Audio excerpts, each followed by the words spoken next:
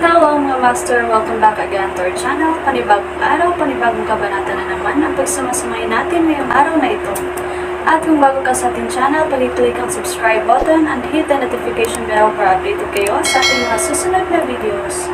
So mga master, bago natin simulan ng ating kabanata ngayong araw na ito, huwag po sana natin skip yung ads mga master no, dahil malaking bagay na po yan sa ating munting channel. So simulan na natin kabanata ngayong araw na ito. Let's go! Kabanata 1231 hanggang 1250. Kabanata 1231. Hindi naman naging mayabang si James. Naabot na niya ang ikapitong ranggo.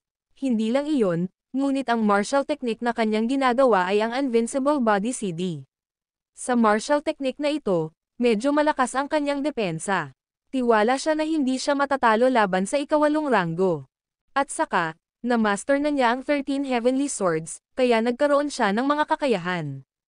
Natahimik ang hari, matagal na niyang inaabangan ang araw na ito. Ngayon, sa wakas ay maaari na niyang hampasin silang lahat ng sabay-sabay. Ayaw niyang palampasin ang pagkakataong ito. James, ikaw ang Dragon King ng Southern Plains at ang general ng dalawang hukbo. Napagtanto mo ba kung gaano kalawak ang pakikialam ng mga sinaunang martial artist na ito sa mga gawain ng bansa? Hindi nila pinapansin ang batas. Dapat silang mapahamak at tumigil sa pag-iral. Ito ay isang pagkakataon. Wala nang isa pa kung makaligtaan natin ito. Aware ako dyan, pero alam mo ba kung gaano karaming powerhouse ang nandito? Sa tingin mo ba ay maaari silang patayin? Si James ay nasa ikapitong ranggo. Alam na alam niya kung gaano kalakas ang ikapitong ranggo, gayon din kung gaano kakilakilabot ang ikawalong ranggo. Ang kanilang presensya lamang ay maaaring magdulot ng matinding pagbabago sa mga sitwasyon. Ang tanging dahilan kung bakit sila binugbog at tumakas sa lahat ng direksyon ay dahil sila ay nasaktan. Ang lahat ng combat aircraft na ito at ang nakapaligid na hukbo ay hindi magiging sapat para patayin sila kung sila ay talagang itutulak sa isang punto ng desperasyon. Huwag mo silang pilitin sa deathmatch. Kung hindi, lahat ng nandito ay mamamatay. Hindi ito pagmamalabos na nilayon para takutin ka. Tiyak na kaya nilang gawin ito. Marami ng combat aircraft ang ibinaba. Sa makatuwid, dapat nating agad na gibain ang lugar na iyon gamit ang mga malalakas na missile, sabi ng hari na may kadiliman, pagpapahayag. Hindi ito laro ng bata, sabi ni James pagkatapos huminga ng malalim. Umuwi ka kaagad. Haharapin ko ang fallout. Nawala ang hari sa sarili niyang pag-iisip. Sa kanyang posisyon, marami siyang dapat isaalang-alang. Hindi niya inaasahan na magkakaroon ng napakaraming ikawalong ranggo sa mga hangganan ng Sol.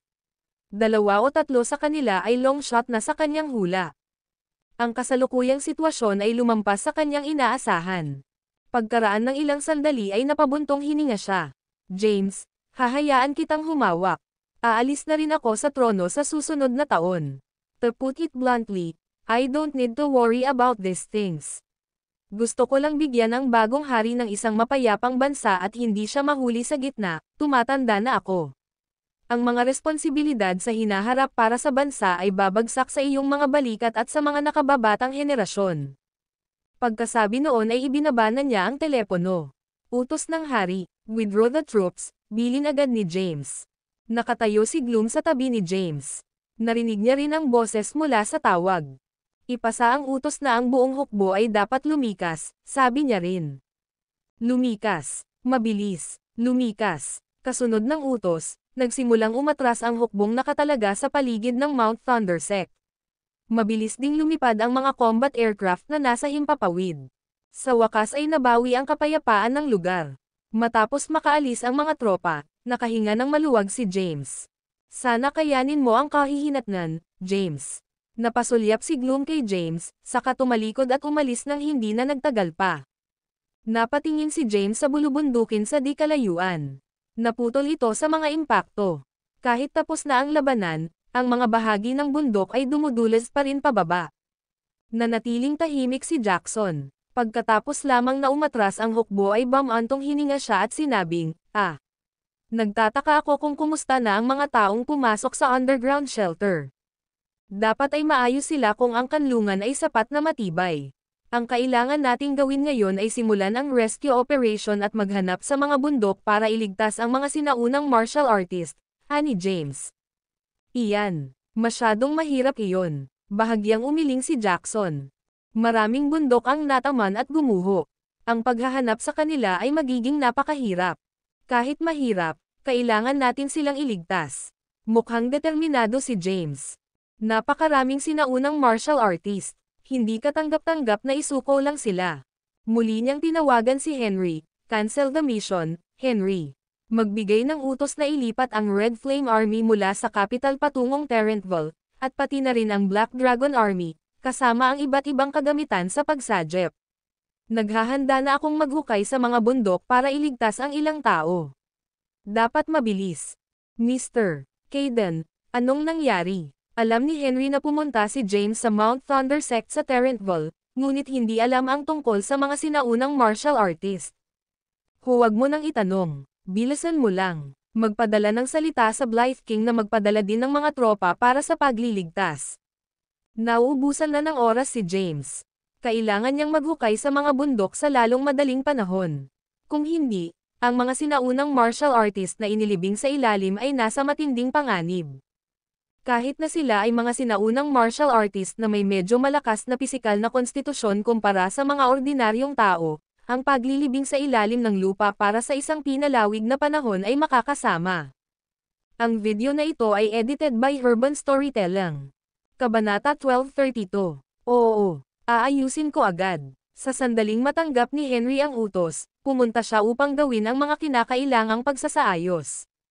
Ipinaalam niya ang Red Flame Army at ang Black Dragon Army. Tinawagan din niya ang Blythe King at ipinaalam sa kanya na magpadala ng mga tropa para sa suporta. Sa tatlong pangunahing rehiyon ng militar, nagsimulang lumipad ang mga helicopter.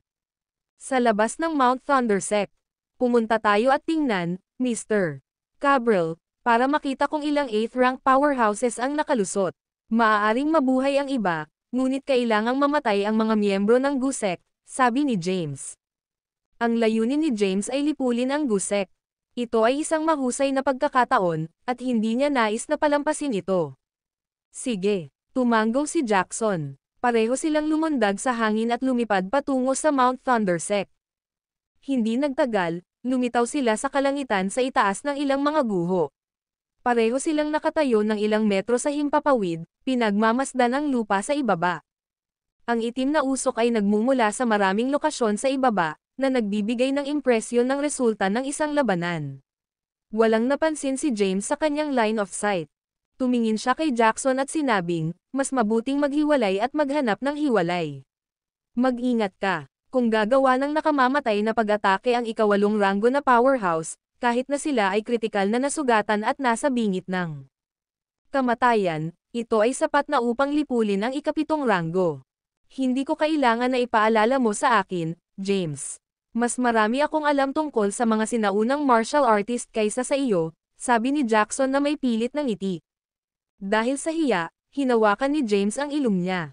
Nakalimutan ko. Ikaw ang sect leader ng Mount Thunder Sect, pati na rin ang senior sa mundo ng sinaunang martial arts.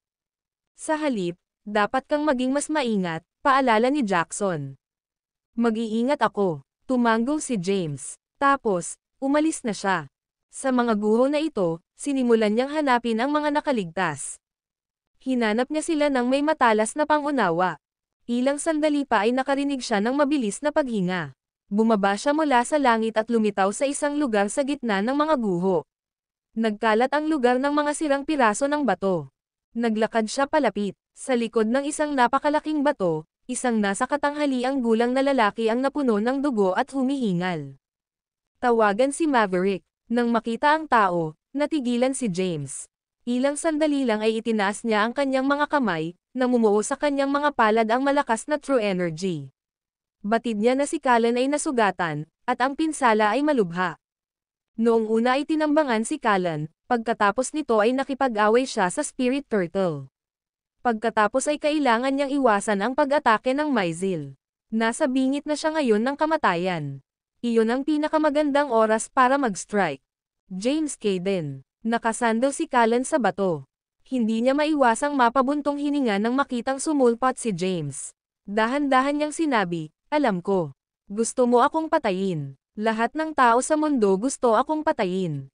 Pero bago ka mag-strike, gusto mo bang makinig sa sasabihin ko? Napatingin sa kanya si James at hindi agad pumatol. Nahihirapang huminga, tinanong ni Callan, bakit mo ako gustong patayin? Para sa bansa, para sa bayan. Hey, napangisi si Callan. Anong marangal na dahilan? Hampasin mo. Pumikit si Callan. Siya ay malubhang nasugatan at hindi na magamit ang kanyang true energy. Ngayon, kahit isang regular na tao ay maaaring pumatay sa kanya. Bahagyang nagsalubong ang kilay ni James. Pagtingin kay Callan, tinanong niya, ano? Hindi sapat na dahilan iyon. Ang kasaysayan ay isinulat ng mga nanalo. Wala nang kailangan pang sabihin. Nakasandal si Callan sa bato, puno ng dugo. Namutla ang mukha niya. Tumingin siya kay James at patuloy na naghahabol ng hangin. Isa lang ako sa mga natalo, pero ano bang nagawa kong mali? Noong nakaraan, si Lance ay nagudyok sa mga martial artists sa buong mundo na salakayin ang Gusek. Ang Gusek ay nilipol. Ano ang nagawang mali ng aking mga tao? Maaari ko bang itanong? Sa lahat ng mga taon na ito, nagmumuni-muni ako sa pag-iisa. Nagdala ba ako ng sakuna at kaguluhan sa mundo o nagpasimula ng anumang armadong labanan? Sunod-sunod na tanong ni Callan. Ang video na ito ay edited by Urban Storytelling. Kabanata 1233. Hindi mo ba? Ganti ni James. Nagtatag ka ng maraming laboratorio ng pananaliksik para sa paglilinang ng decimation of immortality. Nag-inject ka ng mga virus sa isang malaking bilang ng mga tao, na ginawa silang mga napakapangit na nilalang na hindi katulad ng mga multo o tao. Hindi ka ba karapat-dapat mamatay? Ako ba? Tanong ni Callan. Kailan ako nagsimula ng research laboratory? At ano ang tungkol sa isang virus? Ano ang kinalaman nila sa aking decimation of immortality cultivation? Ano? Sa puntong ito, gusto mo pa ring makipagtalo at ilipat ang sisihin. Nang marinig iyon, hindi na nagsalita si Callan. Alam niyang walang kabuluhan ang sasabihin pa niya.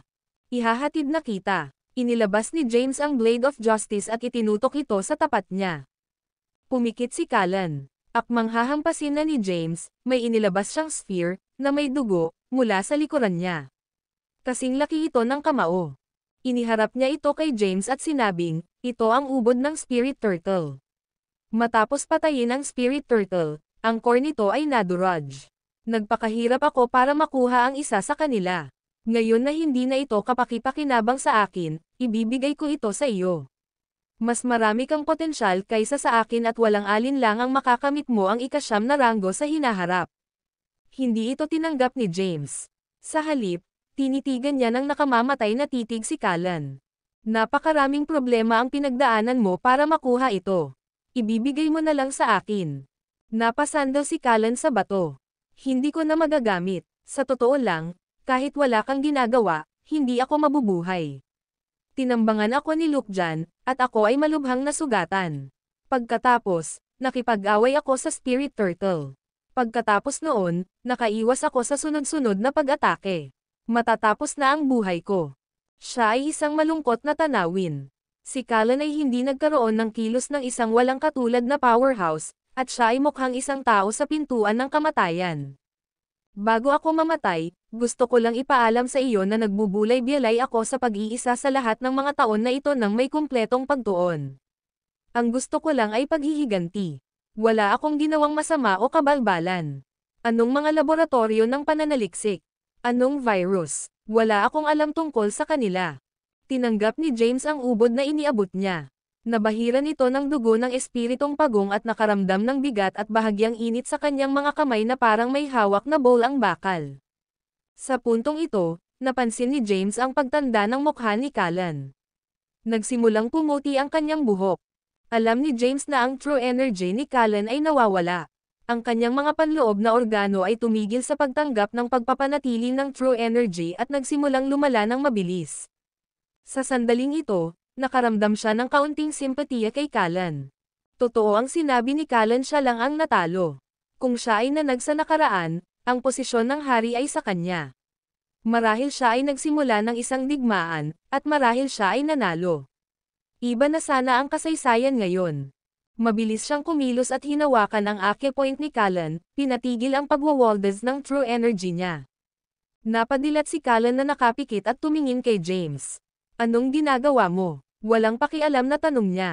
Sa tingin ko nakakaawa kang tao, mataray na sabi ni James at umupo.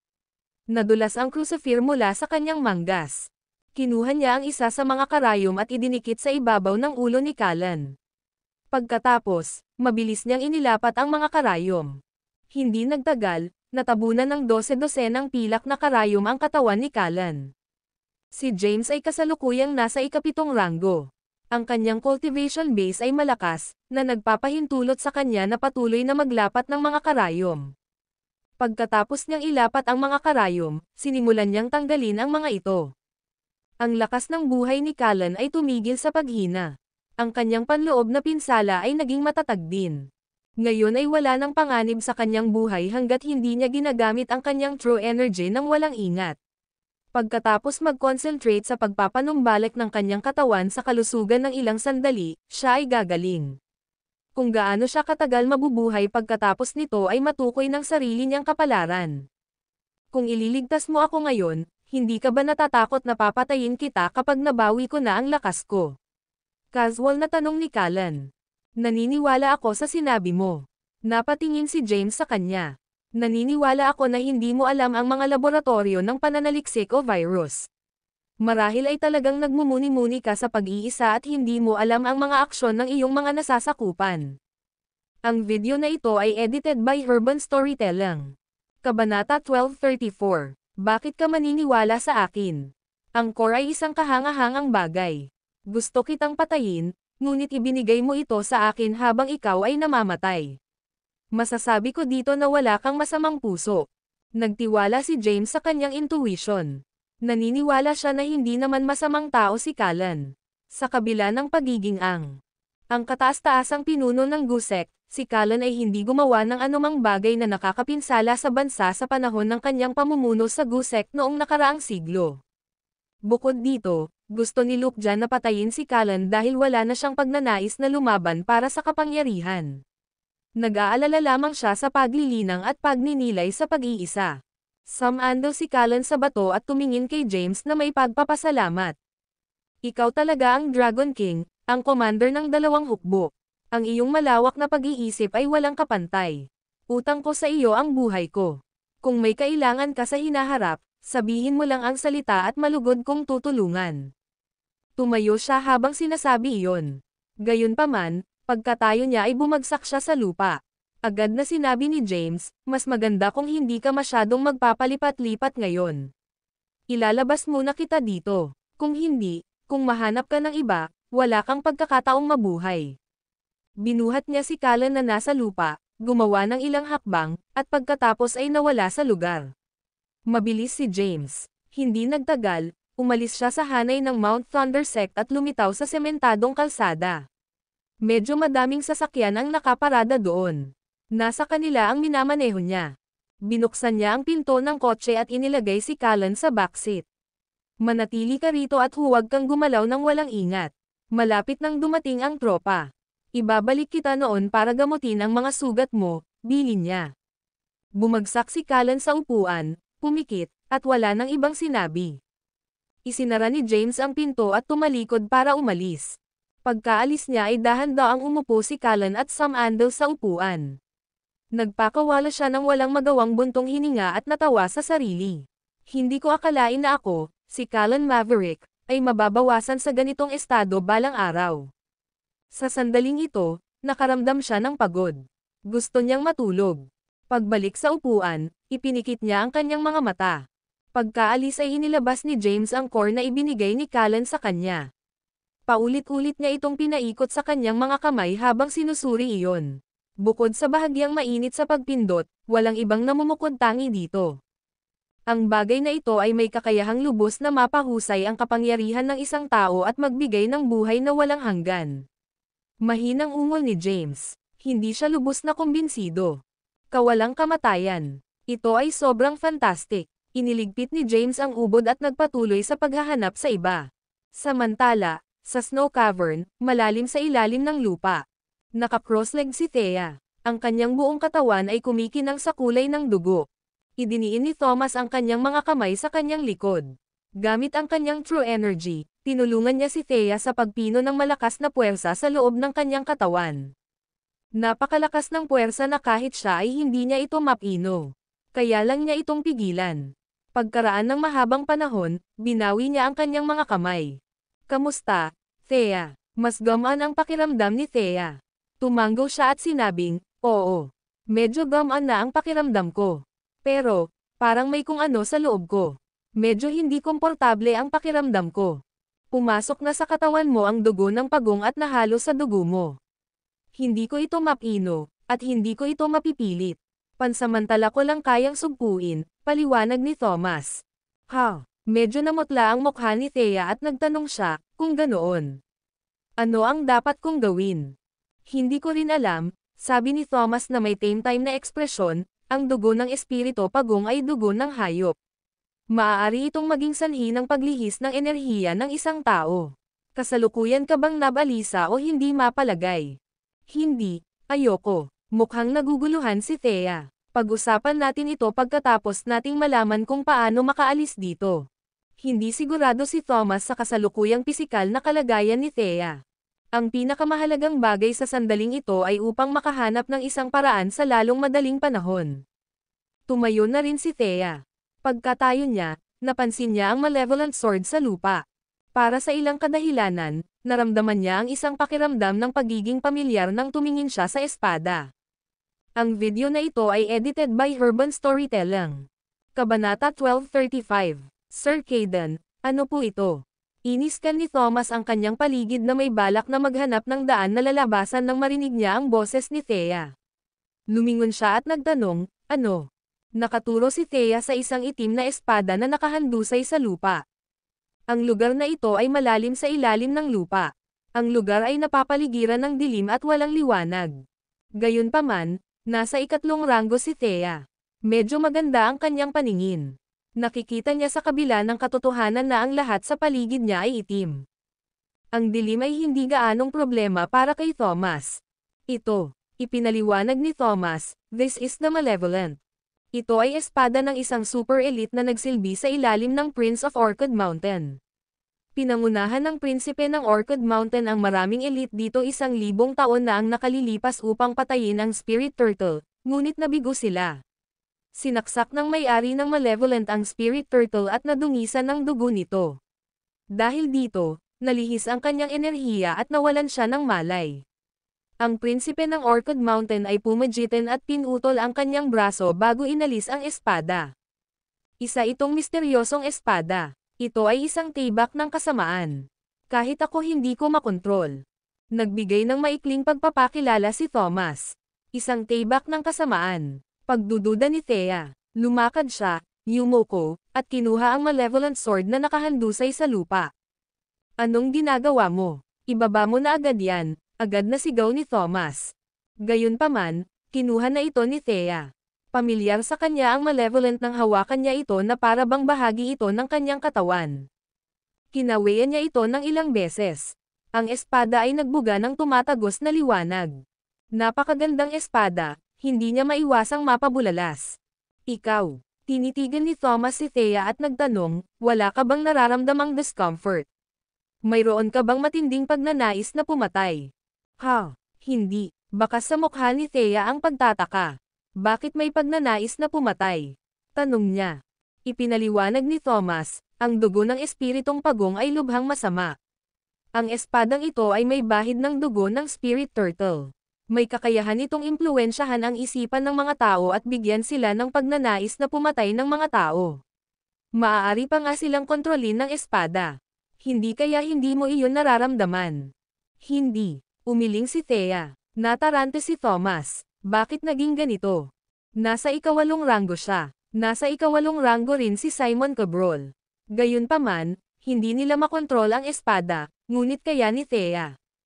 Dahil ba nabahiran din siya ng dugo ng Spirit Turtle? Habang iniisip niya ito, huminga siya ng malalim at pinaalalahanan siya, ikaw, ang espada ay tunay na masama, at ang dugo ng espirito pagong ay kakaiba rin. Sa ngayon, Hindi ko pa naiisip kung ano ang nakakaapekto sa dugo sa mga tao, kaya dapat kang maging mas maingat. Bukod sa konting discomfort at konting init sa loob ng katawan ko, Sir Kayden, wala akong nararamdaman sa sinabi ni Thea. Para sa ikabubuti iyon. Tumanggo si Thomas at sinabing, pag-isipan muna natin kung paano lalabas. Mag-usap tayo kapag nasa labas na tayo. Sir Kayden, ito ay malalim sa ilalim ng lupa, at lahat ng labasan ay nakaharang. Posible pa bang umalis tayo? Tanong ni Thea. Puno ng pag-aalala ang mukha niya. Oo, siguradong kaya natin. Sigurado si Thomas. Nasa ilalim lamang sila ng lupa. Walang mahirap dito. Kung hindi lang siya nag-aalala na masaktan si Thea, baka binaligtad na lang niya ang bundok. Ang ikawalong ranggo na Celestial Razor ay maaaring ilipat ang hangin at ang mga ulap sa kanilang enerhiya. Kung gagawin niya ang lahat, ang pagtalikod sa bundok na ito ay magiging isang madaling gawain. Hindi siya masyadong nag-effort kanina, kaya hindi siya masyadong gumastos ng true energy. Matapos makinig kay Thomas, gumaan ang pakiramdam ni Thea. Tumalikod si Thomas at naglakad patungo sa daanan sa unahan. Ang snow cavern ay hindi natural na nabuo ngunit sadyang itinayo. Ang mga landas ay mahusay na konektado. Si Thomas ay hindi pa nakakapunta dito. Wala siyang ideya kung may labasan. Sumunod si Thea sa likod niya, hawak ang malevolent. Sir Kayden, anong meron sa Spirit Turtle? Ang sikreto ba sa 4 ancient paintings ay tungkol ba talaga sa sikreto ng Spirit Turtle? Talaga bang ang dugo ng espiritong pagong ay makapagbibigay sa mga tao ng buhay na walang hanggan? Tanong ni Thea. Ang video na ito ay edited by Urban Storytelling. Kabanata 1236. Nang marinig iyon, huminto si Thomas at sinabing, oo, ang sikreto ng 4 na sinaunang pagpipinta ay ang pagdokumento ng sikreto ng espiritong pagong. Kung makapagbibigay ba ito ng buhay na walang hanggan sa mga tao, hindi ko rin alam. Iyan ang impormasyong iniwan ng prinsipe ng Orchid Mountain. Isang bagay ang tiyak, ang core of the Spirit Turtle ay lubos na makapagpapahusay sa kapangyarihan ng mga tao. Kung gayon, Sir Kayden, ninakaw mo ang mga kwadro na gawa sa iba pang 3 pamilya. Ikaw din ang nagudyok sa away ng 4 na pamilya. Dati, sinabi ni Yaroslav na nagtatrabaho ka para sa GUSEC Supreme Leader, Kalan. Totoo ba ang lahat ng ito? Anong klaseng tao ka ba talaga? Tanong ni Thea sa kanyang isipan. Ito ay hindi lamang ang kanyang tanong, tanong din ito ni James. Kaya lang, hindi nagpakita si Thomas, kaya hindi na nagkaroon ng pagkakataon si James na magtanong. Na-curious si Thea na alamin kung anong klaseng tao ba talaga si Thomas. Siya ba ay isang mabuting tao, o isang masamang tao? Thea, bumantong hininga si Thomas at sinabing, dapat mong tandaan na sa mundong ito, walang ganap na mabuti o masama. Ang mabuti o masama ay isang bagay lamang ng pananaw. Ano ang mabuti? Ano ang masama? Natigilan si Thea sa tanong ni Thomas. Nagmuni-muni siya saglit at sinabing, magandang sumunod sa batas. Ang paniniil sa mabuti at mahiyain habang natatakot sa masama, gayon din ang pagpatay sa mga inosente, ay kapwa masama. Hey, napakawalang muwang. Tumawa ng mahina si Thomas. Ang batas ay itinatag ng malakas. Pagkasabi nun ay hindi na nagsalita si Thomas. Tapos, tumalikod na siya at umalis. Natarante si Thea, hinawakan ang ilong niya at maya-maya sumunod sa likod. Ang mga daanan ng snow cavern ay walang katapusang pinalawak sa lahat ng direksyon. Deep underground, naglakad silang dalawa ng napakahabang panahon. Ang kuweba ng bato sa ilalim ng lupa ay napakalaking, Sir Kayden. Oo, si Thomas, na naglalakad sa unahan, ay tumanggo at nagsabi, ang lugar na ito ay tinatawag na Snow Cavern. Ayon sa impormasyong iniwan ng Prince of Orchid Mountain, ang lokasyong ito ay umiral ng maraming taon. Itinuring ito ng komunidad ng martial arts bilang isang ipinagbabawal na lugar 1,000 taon na ang nakalilipas. May tsismis na ang lokasyong ito ay maaari lamang ipasok, hindi palabesin. Kapag nakapasok ka na, hindi ka na makakaalis dito ng buhay. Tanong ni Thea, bakit? Paano ko malalaman? Sabi ni Thomas, na ikinakalat ang kanyang mga kamay. Biglang napasigaw si Thea sa gulat. May mga buto ng tao, Sir Kayden, sabi niya, itinuro ang sulok ng pader sa unahan. Napatingin si Thomas. Napansin niya ang isang tumpok ng mga buto sa sulok ng isang pader na hindi kalayuan sa unahan niya at lumakad. Ang mga buto ay lumagay na. Siguradong matagal na silang patay. Kumunat ang noo niya at mamulong, bakit may mga buto ng tao dito? Sino ang taong ito? Parang batang matanong si Thea, nakatingin dito at doon. Bigla niyang napansin ang ilang nakasulat sa dingding. Sir Caden, may mga nakasulat sa dingding. Napatingin din si Thomas dito. Ang mga teksto ay sinaunang at mula sa 1,000 taon na ang nakalilipas. Bukod sa mga sinulat, mayroong ilang mga graphics. Ito ay isang martial art manual. Hindi napigilan ni Thomas na huminga ng malalim. Aniya, I never expected na may mag-iiwan ng martial art manual dito.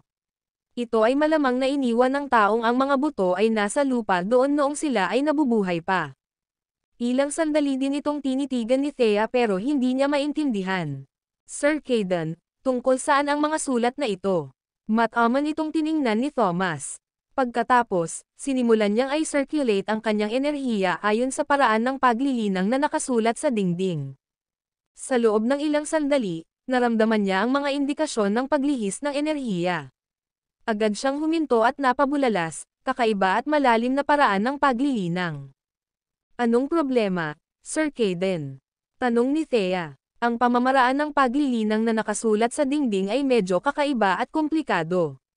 Hindi ko ito ma-practice. Ang mga larawang ito, sa kabilang banda, ay lumilitaw na naglalarawan ng isang pamamaraan ng espada, paliwanag ni Thomas.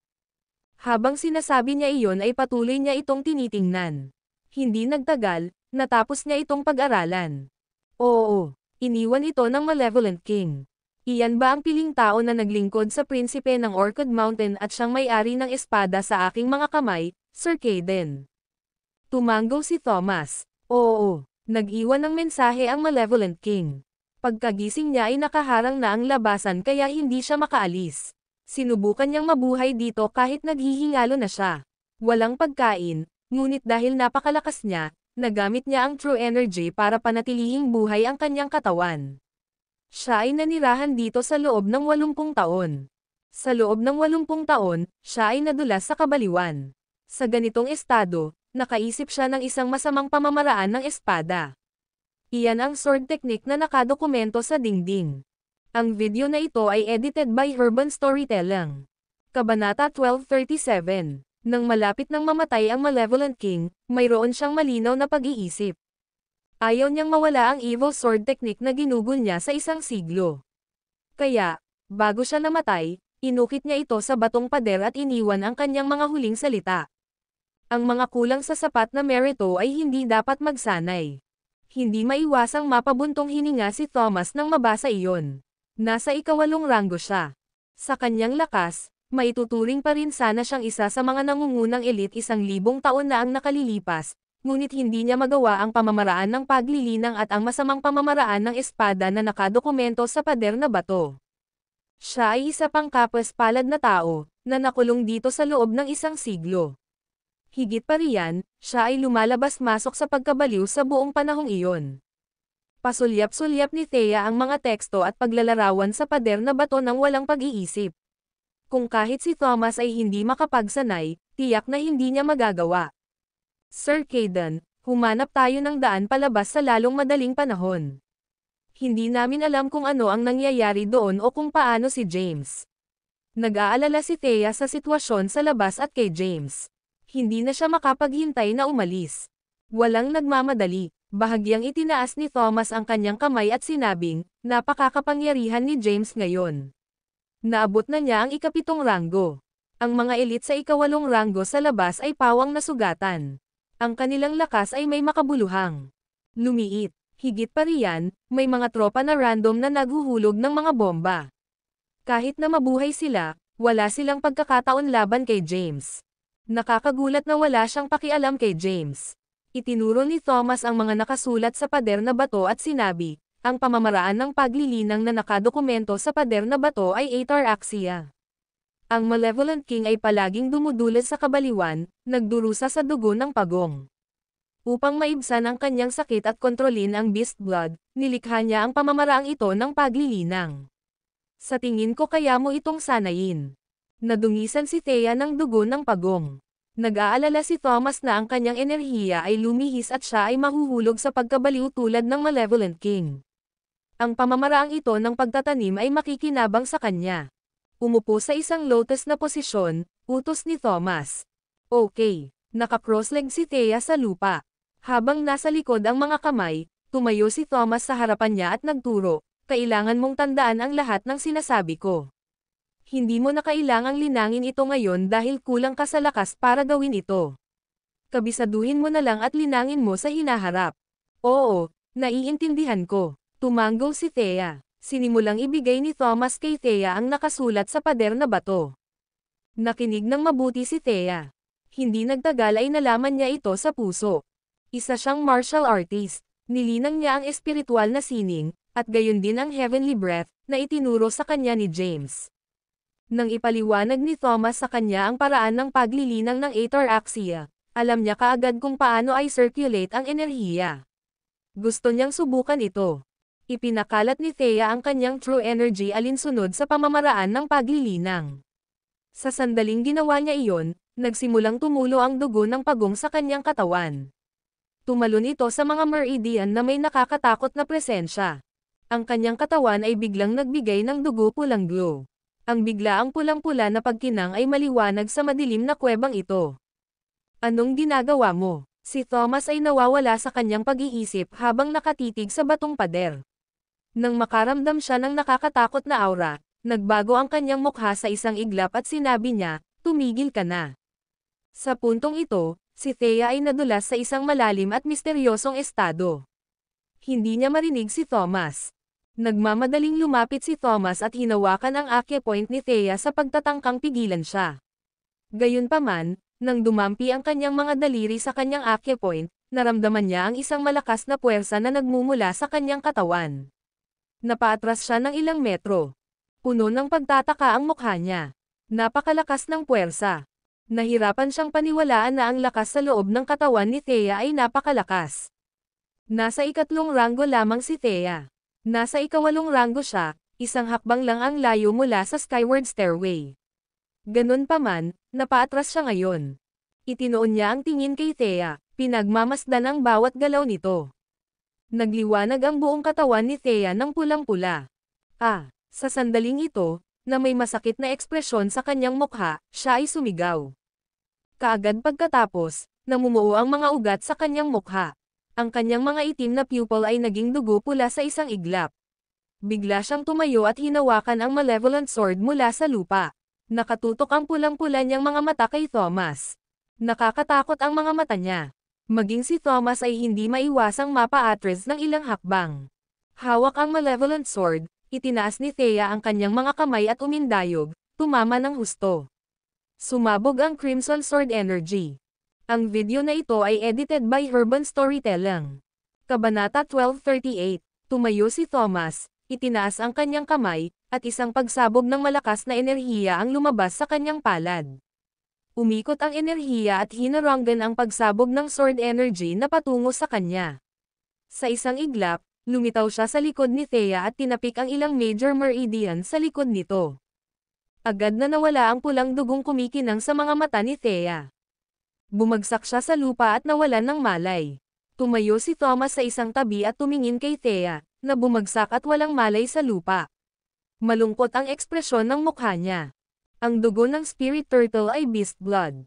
Kahit na ang isang piling tao tulad ng Malevolent King ay hindi makayanan ang devilish energy na nakapaloob sa dugo. Hindi maikakailang masama na si Thea ay nabahiran na ngayon ng beast blood. Isang pagsabog ng true energy ang nabuo sa kanyang palad habang itinaas niya ang kanyang kamay. Gusto niyang patayin si Thea habang wala pa itong malay para hindi ito magising at magduse sa beast blood. Nagtaas man siya ng kamay ay nag-aalangan siyang hampasin. Sa kalaunan, itinaboy niya ang tunay na enerhiya sa kanyang palad. Hindi kinaya ni Thomas. Umupo siya sa lupa at hinintay na magkamalay si Thea. Maya-maya ay nagising si Thea. Bumangon siya mula sa lupa, hinihimas ang kanyang mga templo. Sir Kayden, anong nangyari sa akin? Tanong niya na may pagtataka sa mukha.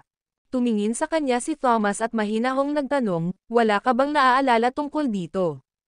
Ako, ayoko. Hinawakan ni Thea ang kanyang ulo at sinabing, ang natatandaan ko lang ay nakikinig akong mabuti sa iyong pagtuturo ng ataraxia. After nun, baka nakatulog na ako. Wala na akong ibang maalala. Hindi napigilan ni Thomas na huminga ng malalim. Lumilitaw na ang dugo ng espirito pagong ay talagang masama. Pagkatapos ng paglihis ng enerhiya, wala man lang memorya nito. Thea, ngayon lang nalihis ang energy mo. Puno ng pag-aalala ang kulubat na mukha ni Thomas. Ang iyong buong katawan ay kumikinang na may dugo pulang ilaw. Isang malakas na puwersa ang nagising sa loob ng iyong katawan, at hinampas mo ako ng malevolent sword. Sa kabutihang palad, mayroon akong isang malakas na base ng paglilinang. Kung ordinaryong tao ang kaharap mo, napatay na sila ng iyong espada. Pagkarinig noon ay namutla ang mukha ni Thea sa gulat.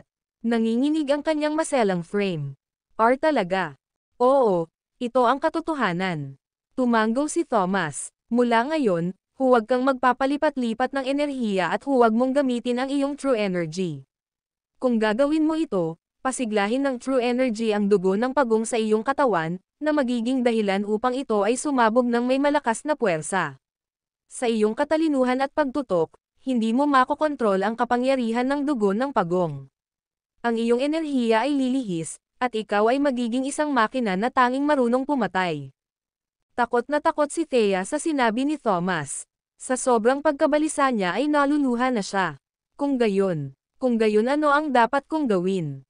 Huminga ng malalim si Thomas at sinabing, kailangan muna nating umalis dito. Pagbalik natin, titingnan natin kung makakapagsalin tayo ng dugo at maalis ang dugo ng hayop sa katawan mo. Ma'am, okay. Tumanggaw naman si Thea. Itapon mo rin ang malevolent sword. Masyadong masama. Ito, bakas sa mukha ni Thea ang pag-aalala. Nag-aatubili siya dahil pakiramdam niya ay may koneksyon sa espada. Para itong bahagi ng kanyang katawan, at hindi niya matiis na itapon iyon. Sir Caden, walang masama sa espadang ito. Malamig na sabi ni Thomas, ngayon hindi ka na makikinig sa akin. Evil sword kasi sabi ko. Agad na binitawan ni Thea ang malevolent sword sa kanyang mga kamay. Sir Caden, huwag kang magalit. Ako, ayoko na. Sige, tara na. Hindi na nagpatuloy si Thomas at tumalikod na para umalis. Sumunod si Thea sa likod, pero nanatili siyang lumingon. Talagang nag-aatubili siyang humiwalay sa malevolent sword. Ano iyan tungkol sa isang masamang espada? Ito ay malinaw na isang tipikal na espada lamang, bulong niya. Gusto niyang bawiin ito. Gayunpaman, natatakot siyang magalit si Sir Caden. Ang video na ito ay edited by Urban Storytelling. Kabanata 1239. Matapos iligtas si Callan, bumalik si James sa Mount Thunder sect na naging mga guho. Sinalubong siya ng ingay ng matinding labanan nang makalapit na siya. Nang maramdamang may labanan, mabilis na lumapit si James. Nang makalapit siya, natuklasan niya na ito ay isang matinding away na kinasasangkutan ng ilang tao. Dalawang matanda ang napapaligiran at inatake ng ilang individual. Kilala ni James ang dalawang matanda. Ang isa ay si Tobias, at ang isa ay si Bennett. Sa ilang tao na nakapaligid sa dalawa, isa lang sa kanila ang nakilala ni James. Siya si Yakov, ang Grand Patriarch ng Johnstons, aka Mr. Yakov. Ang mga taong ito ay nasugatan na, at ang kanilang true energy ay kasalukuyang mababa, kaya hindi sila gaanong makapangyarihan. Agad namang sumugod si James at sumigaw ng, anong ginagawa mo? Lahat, tumigil na kayo. Ang kanyang dagandong ay kasing lakas ng kulog. Namanhid ang eardrums ng mga taong nag-aaway, at mabilis silang umatras. Sa gitna ng larangan ng digmaan, sina Tobias at Bennett ay nakasandal sa likuran. Pareho silang nasaktan. Magulo ang kanilang buhok, at basang-basa sila ng dugo.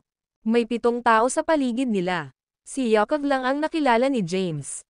Gayunpaman, maaari niyang isipin na ang mga taong ito ay pawang miyembro ng iba pang 3 sinaunang pamilya. Lumapit si James. Tumawag si Tobias, James, nasa oras ka lang. Lahat sila ay sugatan at mas mahina kaysa dati. Hampasin mo ngayon at patayin sila. James. Nagdilim ang kulubot na mukha ni Yakov, At nagalit siya, sinaktan ng mga Kaden ang mga miyembro ng aking pamilya at inalis ang ating martial art. Aayusin natin ang ating mga score sa Cadence ngayon. Sa kabila ng dugo, malamig na sinabi ng isang matandang lalaki na may kahangahangang kilo, James, ninakaw ng lolo mo ang mahalagang painting ng pamilya ko. Pagkatapos, nagsumikap siya upang iguhit ang mga martial artist mula sa buong mundo patungo sa lugar na ito, ngunit ngayon ay wala nang makita si Thomas. Huhulihin ka lang namin at pipilitin siyang magpakita ng sarili. Sinulyapan siya ni James at walang pakialam na sinabi, Sir, ikaw ba? Ako si Xavier Lee mula sa pamilya Lee. Bati ni James sa kanila, lahat, ang awayan niyo ng pamilya Kaden ay nagsimula ng lolo ko, pero matagal nang natiwalag ang lolo ko sa pamilya. Hindi na siya miyembro ng Cadence. Wala itong kinalaman kina Bennett at Tobias. Pagbabayaran ko ang mga kasalanang nagawa ng aking lolo. Dalhin mo sa akin ang sama ng loob mo. Haha, tumawa ng malakas ang isa pang tao. Paano mo babayaran yan, kuya? Napatingin si James sa matanda na napapaungol sa kakatawa. Ang matanda ay nasa edad 70. Nakasuot siya ng berdeng damit. May mga bahid ng dugo ang kanyang damit. Isang dagwang sugat ang bumalot sa kanyang mukha. Napuno ito ng dugo. Sa ikaw? Casual na tanong ni James. Sa gitna ng larangan ng digmaan, nagsalita si Bennett, miyembro siya ng pamilya Sullivan. Andreas Sullivan ang pangalan niya. Nasa 7th rank pa lang siya, puro bark at walang kagat-kagat. Puno ng panghahamak ang mukha ni Bennett. Tumingin si James sa mga miyembro ng tatlong pamilya at sinabing, wala itong kinalaman kina Bennett at Tobias. Kung gusto mong ayusin ang sama ng loob, dalhin mo lang sa akin. Sige. Susunod tayo sa mga alituntunin ng sinaunang martial world noon. Let's settle this mano a mano, malamig na sabi ni Yakov. Sige, walang takot si James, sa kabila ng katotohanan na ang mga taong ito ay lahat ng kanyang nakatatanda at napakalakas. Kung sila ay nasa mga araw ng kanilang kalakasan, maaaring natakot siya. Gayunpaman, ang mga individual na ito ay dumaan sa mga round ng marahas na labanan. Nasugatan na sila. Hindi rin siya maaaring umatras, dahil ang kanyang lolo ang nagsimula nito. Dahan-daang naglakad si James papunta sa gitna ng battlefield. Kamusta ang mga sugat mo? Ayos ka lang ba? Tanong niya habang nakatingin kina Bennett at Tobias. Bahagyang iwingayway ni Bennett ang kanyang kamay at sinabing, hindi naman seryoso. Blurb. Dumura si Tobias ng isang subo ng dugo at nahulog. Si James ay matalas ang paningin at mabilis, hinawakan siya sa tamang oras. Anong problema? Namutla ang mukha ni Tobias. Ako ay tinambangan habang nakikipaglaban para sa core, sabi niya. James, ako na ang bahala dito. Aalis na ako. Hinayla ni Bennett si Tobias kasama niya at mabilis na umalis. Nakakuha siya ng core, kaya kailangan niyang makalayo sa lalong madaling panahon. Kung hindi lamang ang core ay maaalis sa kanya, ngunit maaari rin siyang mawalan ng kanyang buhay. Bennett, umalis ka sa kaibuturan. Isang malakas na sigaw ang umalangaw-ngaw. Mula sa di kalayuan, isang figure ang mabilis na papalapit. Ang video na ito ay edited by Urban Storytelling.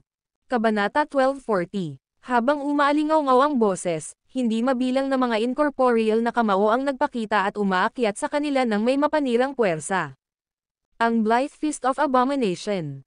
Bahagyang nagbago ang ekspresyon ni James at iginuhit niya ang Blade of Justice. Sa isang iglap, lumitaw siya sa unahan. Ang longsword sa kanyang hawak ay naglabas ng napakatalino na sword energy, na humaharang sa lahat ng nakakatakot na suntok. Ang papalapit na individual ay ang Grand Patriarch ng pamilyang Blythe, si Winston Blythe. Nasugatan na siya, at ngayon ay pina-attract siya ng sword energy ni James. Haha, James, magandang trabaho. Tawa ng tawa si Bennett bago mabilis na nawala sa lugar kasama si Tobias. Damn it, pagmumura ni Winston. Gusto niyang ituloy ang mga ito, ngunit nakaharang si James. Hindi rin niya magawang gayahin ang sarili na habulin sila. Naghahanap ka ng kamatayan, brat. Pinandilatan ni Winston si James, nagulat ang ekspresyon nito. Ang core ng Spirit Turtle ay nabasag sa 8 piraso, at maraming tao ang nakikipaglaban sa Spirit Turtle. Mayroong higit sa 10 mula sa ika-8 ranggo, at medyo marami mula sa pinakamataas na ika-7 ranggo. Medyo mabagal siya, kaya hindi niya ito nakuha. Yakov, mayroon ka rin. Napatitig si Winston kay Yakov. Ang buong katawan ni Yakov ay puno ng dugo sa sandaling ito, at ang kanyang aura ay tila medyo mahina. Lumakad siya pasulong at nagsimulang maglakad papunta kay Yakov. Si Xavi, Andreas, at ang mga miyembro ng iba pang 3 pamilya ay agad na humakbang, itinoon ang tingin nila kay Winston.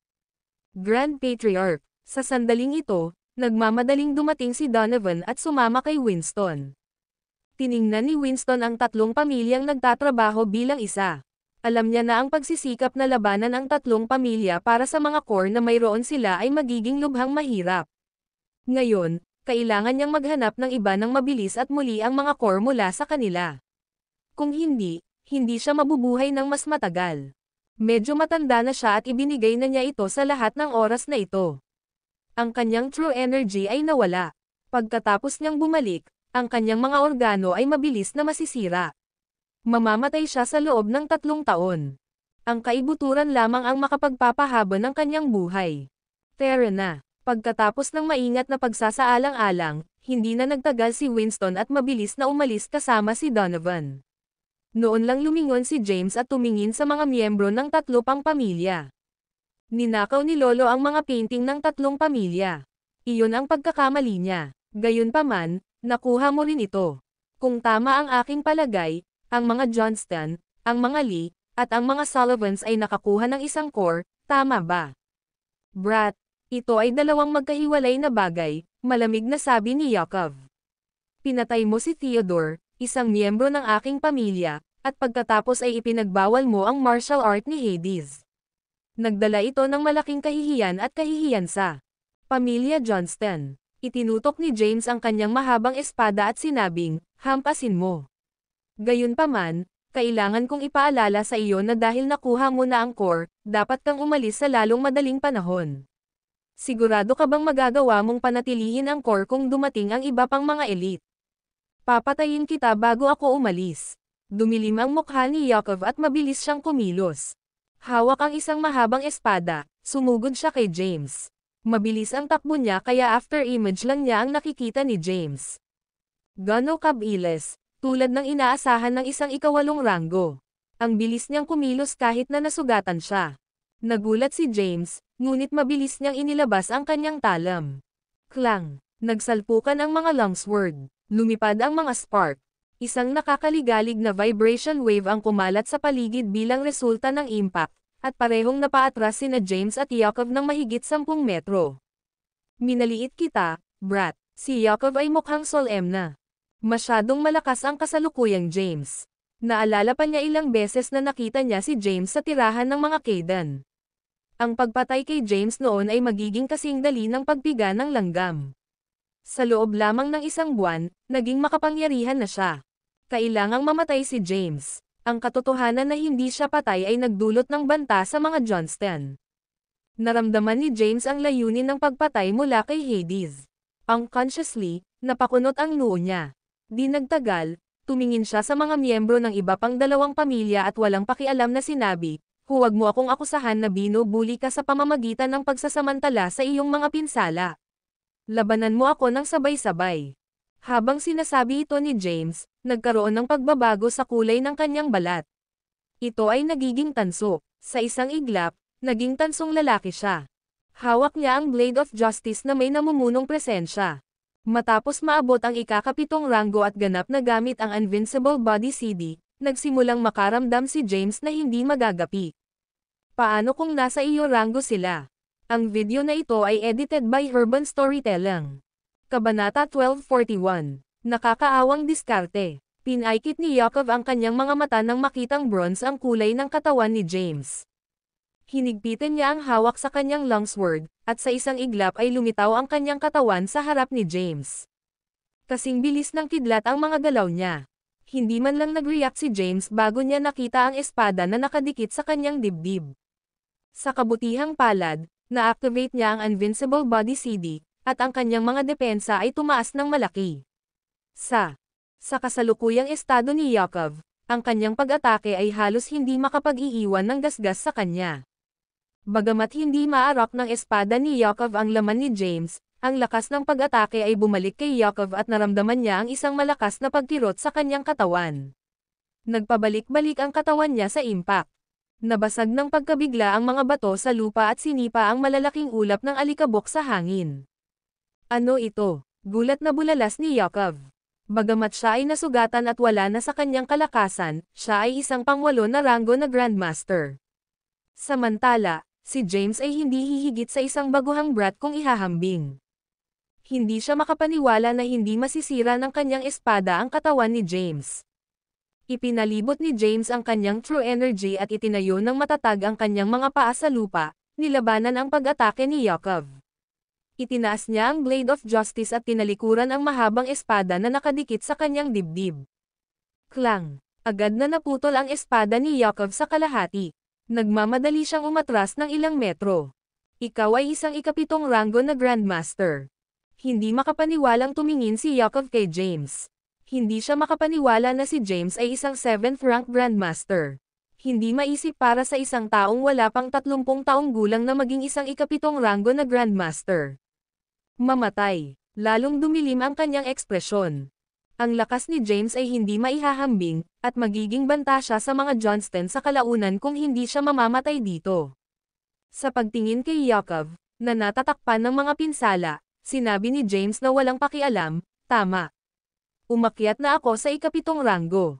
Bata ka. Si Yakov ay nagngangalit ang kanyang mga ngipin, at isang malakas na aura ang kumalat sa buong paligid. Nakabuo ito ng malakas na hangin. Ang lakas nito ay nagawang tanggayan ang mga nakapalibot na bato. Yakov, nawala ka na ba sa isip mo? Kung gagamitin mo ang lahat ng iyong kapangyarihan para patayin si James, hindi ka na mabubuhay ng matagal pagkatapos nito. Walang pakialam si Yakov sa babala. Nagkaroon na ng matinding awayan sa pagitan ng mga Johnston at James. Kung hindi niya tatapusin si James ngayon, tiyak na sisirain niya ang pamilya Johnston sa hinaharap. Lalong lumakas ang enerhiyang ibinuga sa kanya. Maging ang lupa mismo ay dumagundong sa sobrang lakas.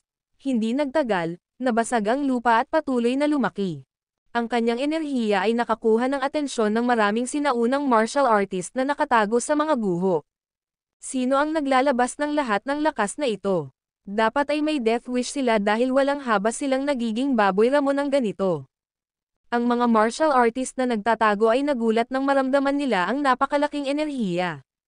Ang kasalukuyang pangwalong ranggo na mga Grandmaster na umiiral sa Sol ay ang mga nabuhay ng higit sa 100 taon.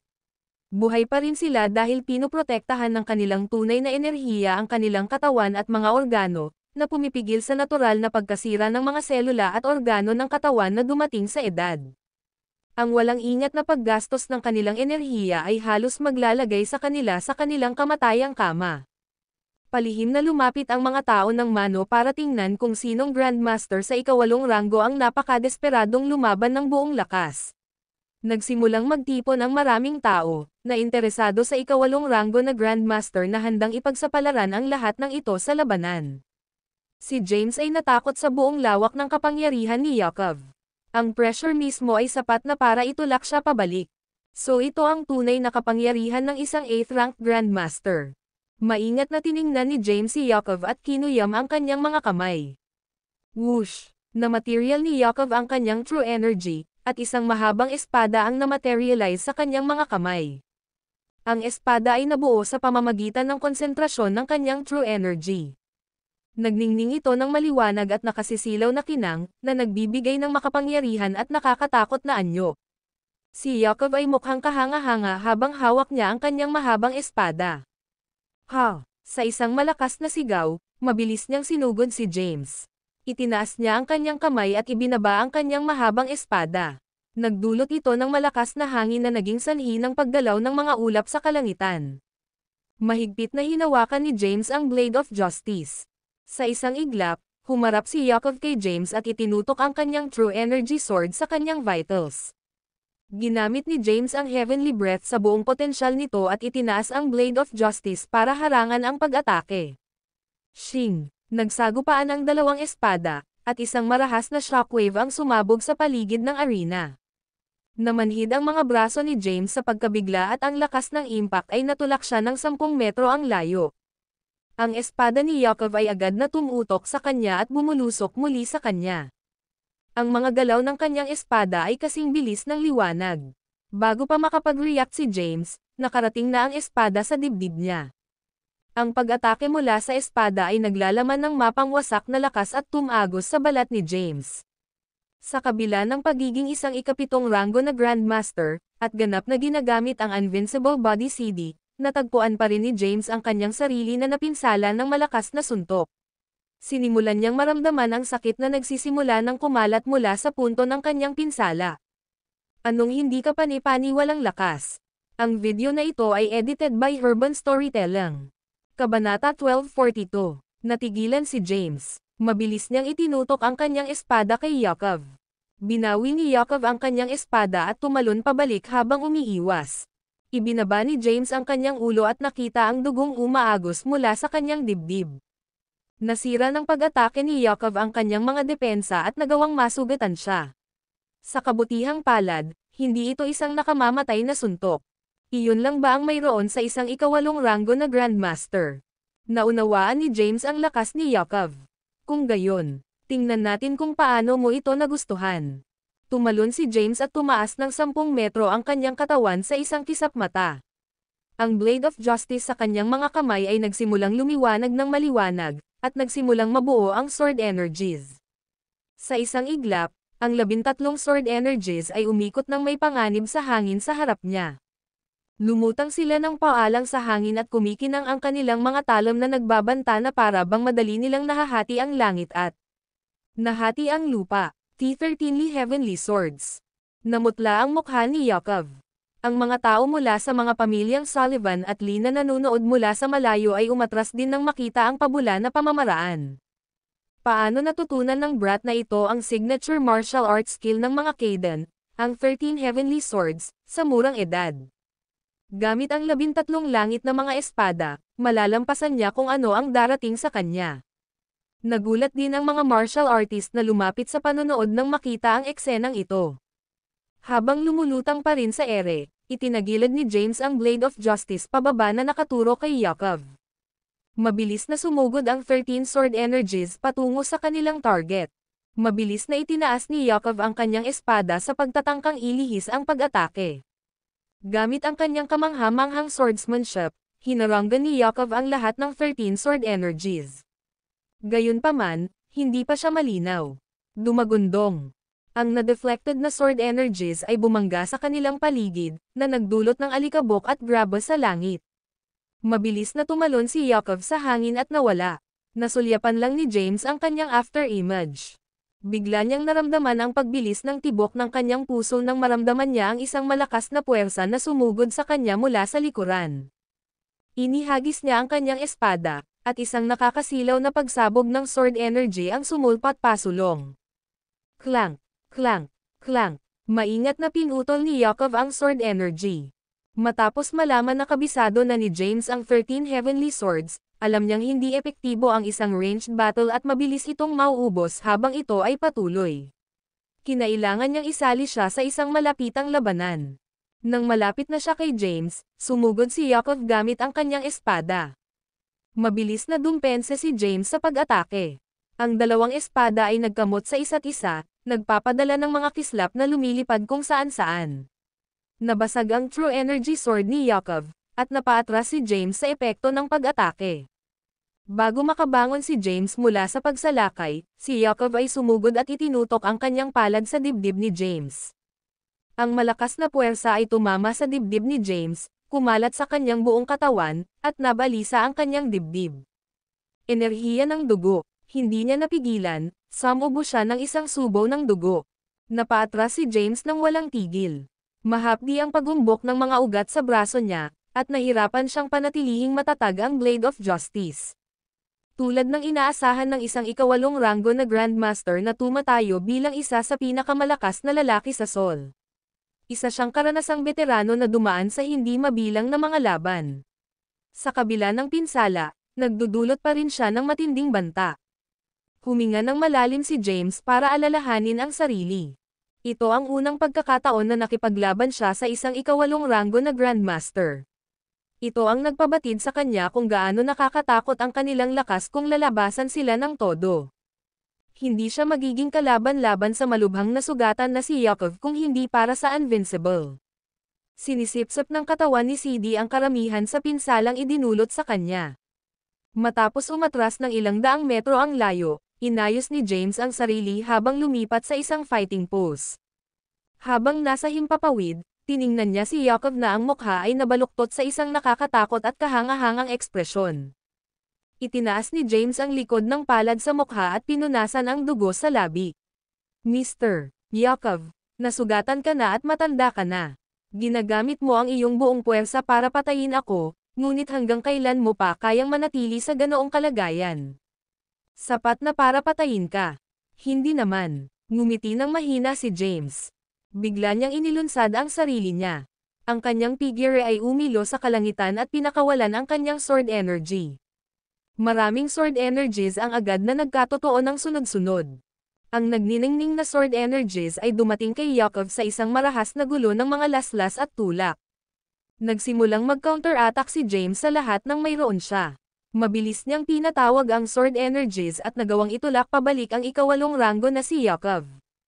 Nais ni Yakov na humanap ng pagkakataong makalaban, ngunit hindi siya iniwan ni James. *8. He cursed under his wheezing breath.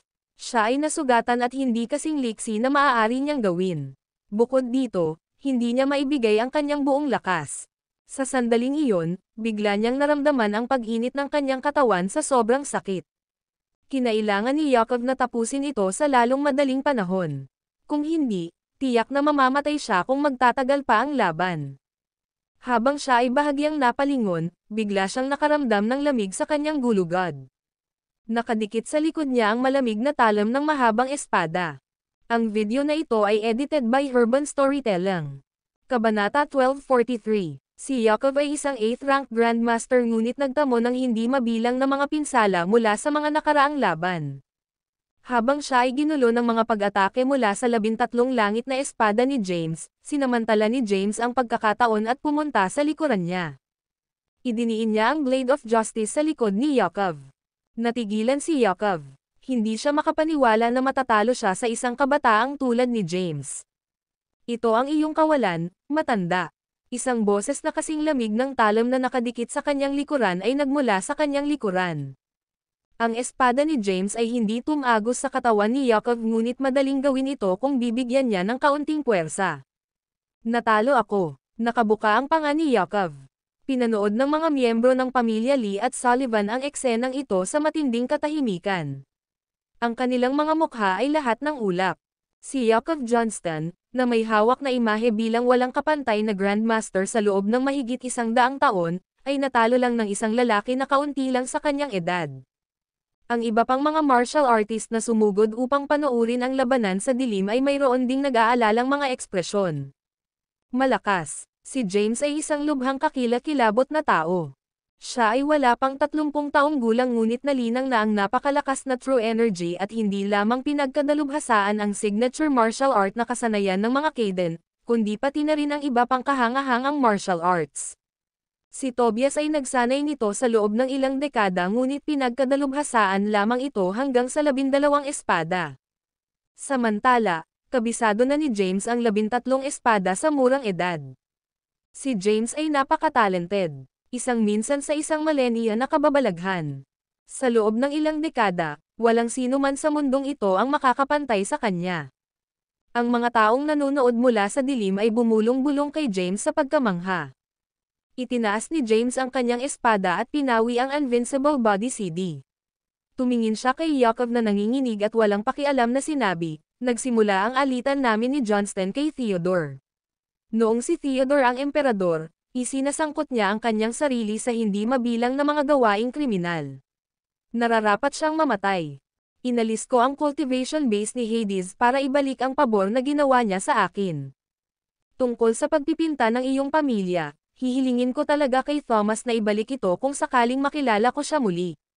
Naunawaan ni James na mas mabuting tapusin na ang away kaysa hayaang magpatuloy ito. Ayaw niyang lumala ang hidwaan sa pagitan ng mga Johnston, Sullivans, at Lee.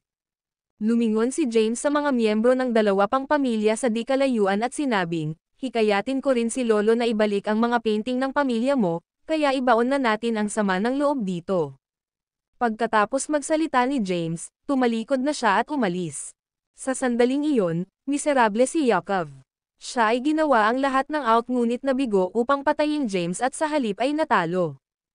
Ang kanyang oras ay tapos na, at siya ay nakaligtas lamang ng ganito katagal dahil ang kanyang true energy ay nagpoprotekta sa kanyang katawan.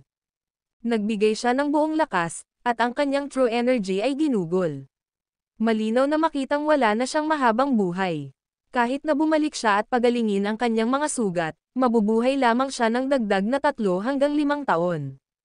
Bumalatay sa kanyang mukha ang determinasyon habang itinutuon niya ang bawat onsa ng true energy na nasa kanyang palad. Kumurap-kurap ang kanyang katawan, at sa isang iglap, lumitaw siya sa likod ni James. Pilit niyang itinutok ang palad sa likod ni James. Mabilis siyang umatake at hindi na binigyan ng oras si James para mag-react. Sa oras na naramdaman ni James ang panganib, huli na ang lahat. Isang malakas na puwersa ang tumama sa kanyang katawan mula sa kanyang likod, na naging sanhi ng pagyanig ng kanyang blood energy mula sa pagkabigla. Nanlaki ang mga mata sa gulat. Umubo si James ng malaking subo ng dugo. Masama kang matandang lalaki, galit na bamulong si James. Agad siyang tumalikod, ibinaon ang blade of justice sa katawan ni Yakov, at hinampas ito ng palad. Ang katawan ni Yakov ay pinalipad ng 10-10 metro ang layo, na bumagsak ng malakas sa lupa. Bumagsak din si James sa lupa. Hindi niya na-activate ang kanyang invincible body CD noong ginawa ni Yakov ang sneak attack. Dahil dito, siya ay malubhang nasugatan. Sa pagkakataong iyon, ang kanyang katawan ay binalot ng hindi maisip na sakit. Bumigat ang talukap niya, nahihilo ang isip, at himatayan na siya. Mamamatay na ba ako? Hindi pa handa si James na umalis. Marami pa siyang gustong matupad. Sinubukan niya ang kanyang makakaya upang pakilyusan ang kanyang true energy upang gamutin ang kanyang mga sugat. Gayunpaman, ang kanyang mga meridian ay nasira mula sa pagkabigla, at nakaramdam siya ng matinding sakit sa kanyang buong katawan nang sinubukan niyang i-circulate ang kanyang true energy. Naiba ang ekspresyon ni James dahil sa sakit. Ang video na ito ay edited by Herban Storytelling. Kabanata 1244, Grand Patriarch Yakov. Agad na sumugod ang mga Johnston sa nahulog na katawan ni Yakov. Ang dibdib ni Yakov ay tuloy-tuloy na dumudugo at sumasakit sa bawat paghinga. Nabahiran ng pula ng kanyang dugo ang lupa. Ay nalalayan siya ng mga miyembro ng pamilya ni Yakov. Haha, alam ni Yakov na siya ay namamatay ngunit tumawa ng may kasiyahan sa pag-alis ng problema para sa kanyang pamilya bago siya namatay. Tawa siya ng tawa hanggang sa huling hininga niya. Ilagay ang pamagat. Grand Patriarch. Ang mga Johnston ay umiyak ng mapait. Samantala, bumagsak din si James sa lupa at nahimatay. Whoosh! Sa sandaling iyon, mabilis na lumabas ang isang figure mula sa mga anino. Si Simon ang lihim na nanonood ng lahat. Mabilis niyang itinaas ang kamay ni James at tiningnan ang pulso nito. Di nagtagal, sumugod din si Jackson at nag-aalalang nagtanong, "Kumusta siya, Lolo?" Mataimtim na sinabi ni Simon, "Nasa Kaayla hilakbot na kalagayan siya. Ang kanyang mga meridian ay sira, at ang kanyang mga laman loob ay nagtamo ng matinding pinsala." Mabilis niyang hinayla si James at itinukod sa isang lotus position. Pagkatapos, pinakilos niya ang kanyang true energy para gamutin ang mga sugat ni James.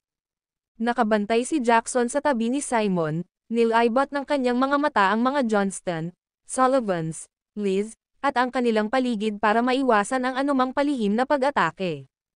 Tara na, ang mga Sullivans ang unang umalis. Maya-maya pa ay umalis na rin ang mga Lee. Umalis din ang mga Johnston kasama ang katawan ni Yakov. Biglang tumahimik ang paligid. Ibinuhos ni Simon ang kanyang enerhiya kay James ng mahigit 30 minuto ngunit nagawa lamang nitong patatagin ang mga pinsala ni James. "Kumusta na siya ngayon, Lolo?" Tanong ulit ni Jackson, nagsalubong ang mga kilay. Namutla ang mukha ni Simon matapos na gumamit ng malaking halaga ng kanyang true energy para pagalingin ang mga sugat ni James.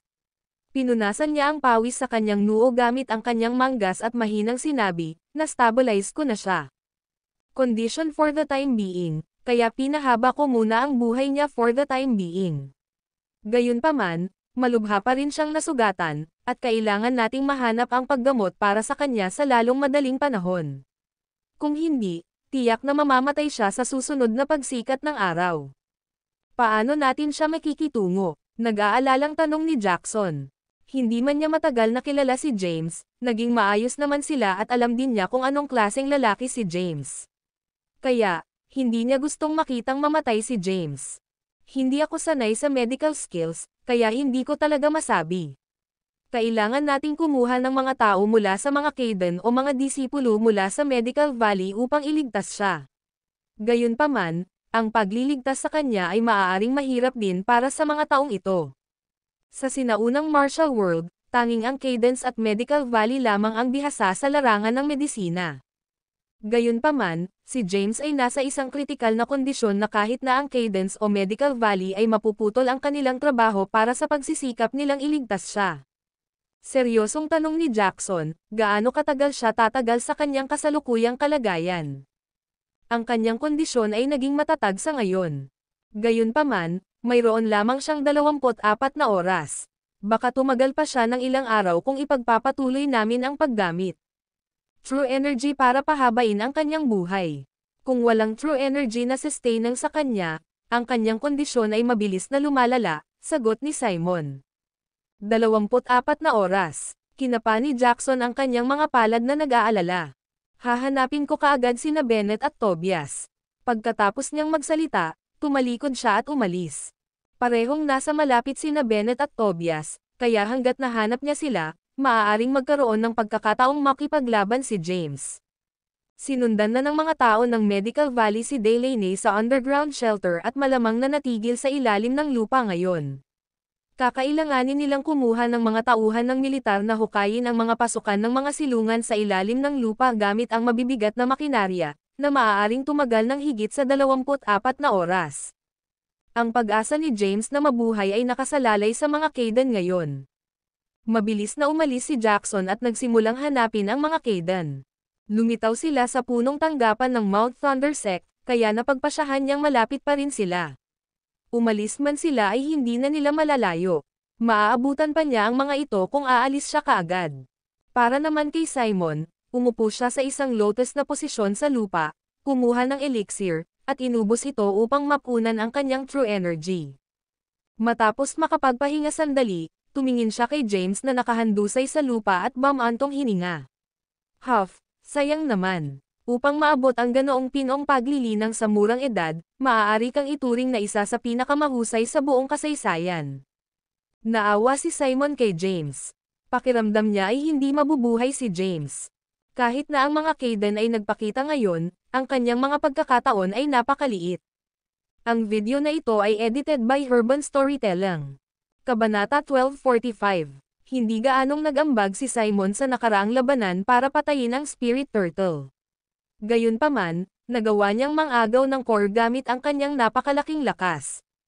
Gayunpaman, naubos na niya ang karamihan sa kanyang true energy upang pagalingin si James at hindi napagod pagkatapos ng katotohanan. Bagamat nakakonsumo siya ng isang elixir at nabawi ang ilan sa kanyang true energy, gumastos siya ng malaking halaga ng kanyang true energy, at imposibleng bumalik sa kanyang peak sa ganoong maikling panahon. Tahimik niyang binantayan si James. Sok, Simon. Habang nakaupo si Simon at hinihintay si Jackson na hanapin ang mga Kaden para humingi ng tulong, isang nakakatakot na tawa ang nagmula sa kanyang likuran. Narinig niya ang tunog at lumingon siya para tingnan. Isang grupo ng mga tao ang lumapit sa kanya mula sa malayo. May mga 20 tao, at ang nangunguna ay si Lukjan. Ang mga tao sa likod ay nakasuot ng itim na damit at nakasuot ng itim na maskara. Ang mga taong ito ay mga elite ng Gusect at orihinal na mga subordinate ni Callan ngunit lihim na nasuhulan ni Lukjan matagal na ang nakalipas. Maingat na ipinikit ni Simon ang kanyang mga mata kay Lukjan. Marami na siyang naubos na true energy at halos 1% pa lang ang nabawi niya. Wala siyang pagkakataong manalo kung lalaban siya. Lukjan at lahat ng mga tao mula sa Gusect tulad niya. Lumapit si Lukjan kay Simon kasama ang humigit kumulang 20 sa kanyang mga nasasakupan. Tiningnan niya si James na nakahandusay sa lupa at sinabing may pakunwaring panghihinayang, "What a amazingly talented individual. Pinahahalagahan kita ng husto at nais kong makita ang magagandang bagay kasama mo, ngunit ikaw." Napakamot ng ulo si Lukjan. Napag-isip-isip niyang niloloko siya ni James simula nang muling lumitaw ang di umano'y patay na si Tobias, ang medical saint, at ang iba pa. Nalaglag din si Bryce sa kanyang mga kamay. "Dahil tumanggi kang magtrabaho sa akin, kung gayon." Mapanganib na kumikinang ang mga mata ni Lukjan. Pagkatapos, itinaas niya ang kanyang kamay at nag-concentrate ng isang malakas na true energy sa kanyang palad. Agad na tumayo si Simon sa kanyang dinaraanan at sinigawan siya, "Anong ginagawa mo, Lukjan? Alam mo ba kung sino siya? Ito si James, at ang kanyang lolo ay si Thomas Caden. Ang Cadence ay mayroon ding ikawalong ranggo na Grandmaster, si Bennett. Kung papatayin mo siya, makakamit mo ang galit ng buong pamilya Caden at dadalhin mo ito sa iyong sarili." "Oh, ganun ba? Ano ang gagawin ko kung hindi nila ako mapatawad? Takot na takot ako. Sa tingin mo ba sapat na iyon para pigilan ako? Isa-isa kong aalagaan sina Thomas, Tobias, at Bennett." Sarcastic na ngumuso si Lukjan. "Lukjan, binabalaan kita na huwag magmadali. Ikaw ay isang taong may mahusay na ambisyon at dapat malaman ang kahalagahan ni James sa mga Caden. Kung iyon ay hindi sapat upang hikayatin kapag katapos ay isipin ang tungkol sa apat na mahusay na pagpipinta." Nakuha at nabuksan ni Thomas ang mga lihim na nakatago sa loob nila. Hindi lamang nito naitala ang sikreto ng Spirit Turtle, ngunit naglalaman din ito ng martial art manual na naiwan ng Prince of Orchid Mountain. Kapag nalaman ni Thomas na pinatay mo si James, tiyak na sisirain niya ang gusek. "Walang makakaalam na pinatay ko si James kung papatayin din kita." Hindi mabilang na mga saksi ang nakakita sa pag-atake ni Yakov kay James sa likuran niya at ginawaran siya ng malubhang pinsala. Batid ni Lukjan ang nakakatakot na lakas na taglay ni Thomas. Si Thomas ay isang nakakatakot na kalaban. Siya ay gumawa ng isang pamamaraan na tumagal ng ilang dekada upang maisakatuparan upang maakit ang mga martial artist mula sa buong mundo upang patayin ang Spirit Turtle. Gayunpaman, nawala siya pagkatapos ng katotohanan, at walang nakakaalam kung anong mga nakuha niya pagkatapos patayin ang Spirit Turtle. Sa kabilang banda, ang kanyang apo ay parehong makapangyarihan na nakamit ang napakaraming bagay sa murang edad. Ganito kadelikado ang kanyang mga kalaban. Kailan pa siya magkakaroon ng pagkakataon kung hindi niya ito sinaktan ngayon? Ang mga labi ni Simon ay gumuhit sa isang manipis na linya at ang kanyang noo ay seryosong kumunot. Pinalibutan siya ng mga malalakas na kalaban mula sa gusek mula sa lahat ng panig. Ang mga taong ito ay hindi lumahok sa nakaraang labanan, at dahil doon ay nasa tugatog ng kanilang lakas. Kahit sino sa kanila ay sapat na para mapagod siya, lalo pa ang higit sa 20 sa kanila. Bukod dito, naroon si Lukjan, na isang ikawalong ranggo na Grandmaster. Mahihirapan siyang protektahan si James. Nagdilim ang mukha ni Lukjan, at umungal, "Patayin sila." Mahigit 20 lalaki ang agad na naglabas ng kanilang mga espada. Biglang kamandat ang katawan ni Simon habang mabilis na binuhat si James at nag-iwan ng after-image. Mabilis siyang tumakas sa lugar. Siya ay isang 8th rank Grandmaster, at magiging mahirap na abutin siya sa kabila ng kanyang true energy na pagod na. Galit na sigaw ni Lukjan, "Hulihin mo siya. Patayin silang dalawa." Naiintindihan. Mabilis na hinabol ng mga lalaking nakasuot ng itim na damit si Simon. Inilabas ni Lukjan ang pulang core mula sa kanyang bulsa. Ito ay isang core mula sa Spirit Turtle. Ang video na ito ay edited by Urban Storytelling. Kabanata 1246. Nakuha rin niya ang isang ubod sa kanyang lakas at sa tulong ng kanyang mga nasasakupan. Ngayon, pinaplano niyang muli ang mga core na kinuha ng ibang tao. Gayunpaman, hindi siya sigurado kung sino pa ang nakaagaw ng core. Ito ay tiyak na walang problema. Pagkatapos ubusin ito, ang aking lakas ay tataas ng malaki, at ang kaharian ng ika-9 na ranggo ay nasa aking kamay. Bahagyang napangiti si Lukjan sa sarili at mabilis na umalis upang hanapin ang iba na maaaring kumuha ng isang piraso ng core. Hindi na niya inabala ang sarili kay James at Simon dahil marami siyang mga subordinate ay malakas na miyembro ng gusek. Ang pinakamahina ay nasa tuktok ng ika-6 na ranggo, at marami sa kanila ang nasa ika-7 ranggo. Si Simon na mababa sa true energy ay mahihirapang tumakas kasama ng mga ito sa paghabol sa kanya. Ilagay ang pamagat. Pagkaalis ni Jackson, mabilis niyang hinanap sina Bennett at Tobias. Sa sandaling iyon, ang dalawa ay humakbang na sa labas ng saklaw ng teritoryo ng Mount Thundersect. Inilagay ni Bennett ang malata na katawan ni Tobias sa harap ng isang kotse sa gilid ng kalsada. Namumutla ang mukha ni Tobias habang mahinang bamulong, "Lolo, hindi na ako makatagal." Nasa middle face lang siya ng 7th rank. Habang nilalabanan ang Spirit Turtle, siya ay malubhang nasugatan. Kasunod nito, kinubkob siya ng 3 pang pamilya, na lalong nagpulala sa kanyang mga pinsala. Dahan-daang inilagay ni Bennett ang kanyang mga daliri sa palso ni Tobias upang suriin ang kanyang palso at mga pinsala. Kumunat ang noo niya. Ang iyong mga pinsala ay napakasama, at ang iyong pusong meridian ay nasira. Itinaas ni Bennett ang kanyang kamay at nagpatawag ng malakas na pagsabog ng true energy sa kanyang palad. Pagkatapos, idiniin niya ito sa dibdib ni Tobias, gamit ang kanyang true energy para pagalingin ang mga sugat. Mahina na sinubukang itulak ni Tobias ang kanyang kamay. "Lolo, huwag mong sayangin ang true energy mo. I-save ito at mabilis na tumakas." Nagdala si Thomas ng sakuna sa mga Kaidan, at hindi tayo mabubuhay kung walang malakas na magtatanggol sa atin. Ayaw ni Tobias na mag-aksaya ng masyadong true energy si Bennett para iligtas siya.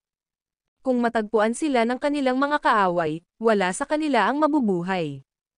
Kinuha ni kalmadong si Bennett ng isang tableta at inilagay ito sa lalamunan ni Tobias. Pagkatapos, umupo siya sa isang lotus na posisyon sa lupa at nagsimulang pagalingin ang mga sugat ni Tobias. Si Thomas ay isang hindi kapani-paniwalang tusong tao. Napuno ng kawalan ng pag-asa at kawalan ng pag-asa ang mukha ni Bennett. Kung ginamit ni Thomas ang kanyang talento sa tamang landas, ang kanyang cultivation base ay madaling makarating sa isang mas mataas na kaharian. Sa halip, gumawa siya ng pakana para talunin ang Spirit Turtle. Lahat para saan? Mr. Bennett, sa di kalayuan, isang hingal na boses ang tumawag sa kanya. Narinig ni Bennett ang tunog at lumingon. Nakita niya si Jackson, ang pinuno ng Mount Thundersect, na nagmamadaling lumapit at sumulpat sa kanyang harapan nang makarating siya sa kanyang paningin. "Anong mali? May problema ba?" Matiim na tinitigan ni Bennett si Jackson. Lahat ng tao sa sinaunang martial world ay nag-iisa pagkatapos ng nangyari, at walang mapagkakatiwalaan. Hindi sigurado si Bennett kung hinabol siya ni Jackson para makuha lang ang core na nakuha niya. Pinagsalikop ni Jackson ang kanyang mga kamay at ibinaba ang kanyang ulo sa desperasyon. "Mr. Bennett," nakipaglaban si James kay Yakov at ginamit ang 13 langit na espada upang talunin siya. Sa huli, nagpakita siya ng awa kay Yakov at hinayaan siyang mabuhay. Gayunpaman, sinamantala iyon ni Yakov at sumulpat sa isang mapang wasak na suntok habang nakatalikod. Nasa bingit ng kamatayan ngayon si James at kailangan mo siyang iligtas. "Ano?" Biglang tumayo si Bennett at galit na nagmura, "Yakov, nakakadiri kang linte ng tao. Nakakahiya, nararapat siyang mamatay ngayon din." Nakita niya ang napakalaking potensyal ni James at kinilala si James bilang kinabukasan ng mga Kaidan. Malaki ang pag-asa ni Bennett sa kanya. Nang malaman niya ang tungkol sa mga pinsala ni James at ang tunay na dahilan nito, kumulo ang kanyang dugo sa galit. Itinaas ni Jackson ang kanyang mga kamay sa harap ni Bennett para pakalmayan siya, napatay na ni James si Yakov. Gayunpaman, siya ay kasalukuyang walang malay at ang kanyang buhay ay nakabitin sa pamamagitan ng isang thread. Nang marinig ito, napatingin si Bennett kay Tobias na mahinang nakahandusay sa lupa. "Sige, Lolo, hindi ako mamamatay kaagad," pilit ng ngiti ni Tobias. "Agad na ayusin ang mga Kaidan sa kabisera na sunduin ka para sa iyong mga sugat ay magamot pagkatapos ng pagmamadali. Titingnan ko si James, siya ang kinabukasan ng pamilya namin, at hindi ko siya hahayaang mamatay." Habang nagsasalita, naglakad si Bennett kay Tobias at tahimik na itinago ang core sa kanyang bulsa, tahimik na sinabing, "Ibalik mo muna ang core." "Sige." Tumango si Tobias. Pagkatapos, sumakay siya sa kotse sa tabi ng kalsada at umalis. Habang umaalis, nakipag-ugnayan siya sa mga Kaidan at hiniling na kunin siya sa lalong madaling panahon. Pinagmamasdan ni Bennett ang pagmamaneho ni Tobias. Nang mawala ang sasakyan sa kanyang paningin, sa wakas ay tumalikod siya at sinabi kay Jackson, bumalik tayo para tingnan siya. Ang video na ito ay edited by Urban Storytelling. Kabanata 1247. Mabilis na inakay ni Jackson si Bennett pabalik sa lugar kung saan nagkaroon ng labanan sina James at Yakov. Gayunpaman, walang nakitang tao. Pinagmasdan ni Bennett ang lugar habang tinanong niya, nasaan siya? Malungkot ang ekspresyon ni Jackson habang sinasabi, anong nangyayari? Nandito pa rin sila noong umalis ako. Ang aming grand. Binabantayan siya ni Patriarch dito. Bakit walang tao ngayon? May dumating ba pagkaalis ko? Hanapin natin ang lugar. Nahulaan din ni Bennett na maaaring mangyari ang hindi inaasahang sitwasyon. Pagkatapos niyang mag-order ay mabilis siyang umalis at hinanap ang paligid. Samantala, pinangunahan ni Thomas si Thea sa loob ng snow cavern habang sinusubukan nilang maghanap ng paraan ng palabas. Ang mga landas sa ilalim ng lupa ay walang kulang sa labyrinthian, na umaabot ng mas malalim sa ilalim ng ibabaw. Lalong lumalamig habang lumalalim ang kanilang paglalakbay. Maging si Thomas ay nakaramdam ng lamig sa hangin at ginamit ang kanyang true energy para labanan ang lamig. Lumingon siya at nagtanong, nilalamig ka ba, Thea? Ha? Hindi. Naputol ang pag-iisip ni Thea sa biglang tanong. Naalala niya ang sarili niya at nagtanong, ano ang mali? Malamig ba? Nang marinig ang sagot niya, tinitigan ni Thomas si Thea. Kung hindi ginagamit ang kanyang true energy, mararamdaman niya ang lamig sa mga lagusan. Siya ay isang 8th rank Grandmaster, habang si Thea ay isang 3rd rank Grandmaster lamang. Di kaya'y dugo ng espiritong pagong. Napaisip si Thomas sa sarili. Wala lang. Hindi nagpaliwanag si Thomas. Napagpasyahan niya na hindi maramdaman ni Thea ang lamig dahil sa dugo ng pagong na espirito sa kanyang katawan. Tumalikod si Thomas at nagpatuloy sa paglalakad. Sumunod si Thea sa likod at nagtanong, Sir Caden, bakit napakaraming daanan sa ilalim ng lupa? Napakakinis ng mga pader na bato sa paligid ng lugar na ito, kaya halatang gawa ng tao. Sino ang magtatayo ng mga daanang ito sa ilalim ng lupa?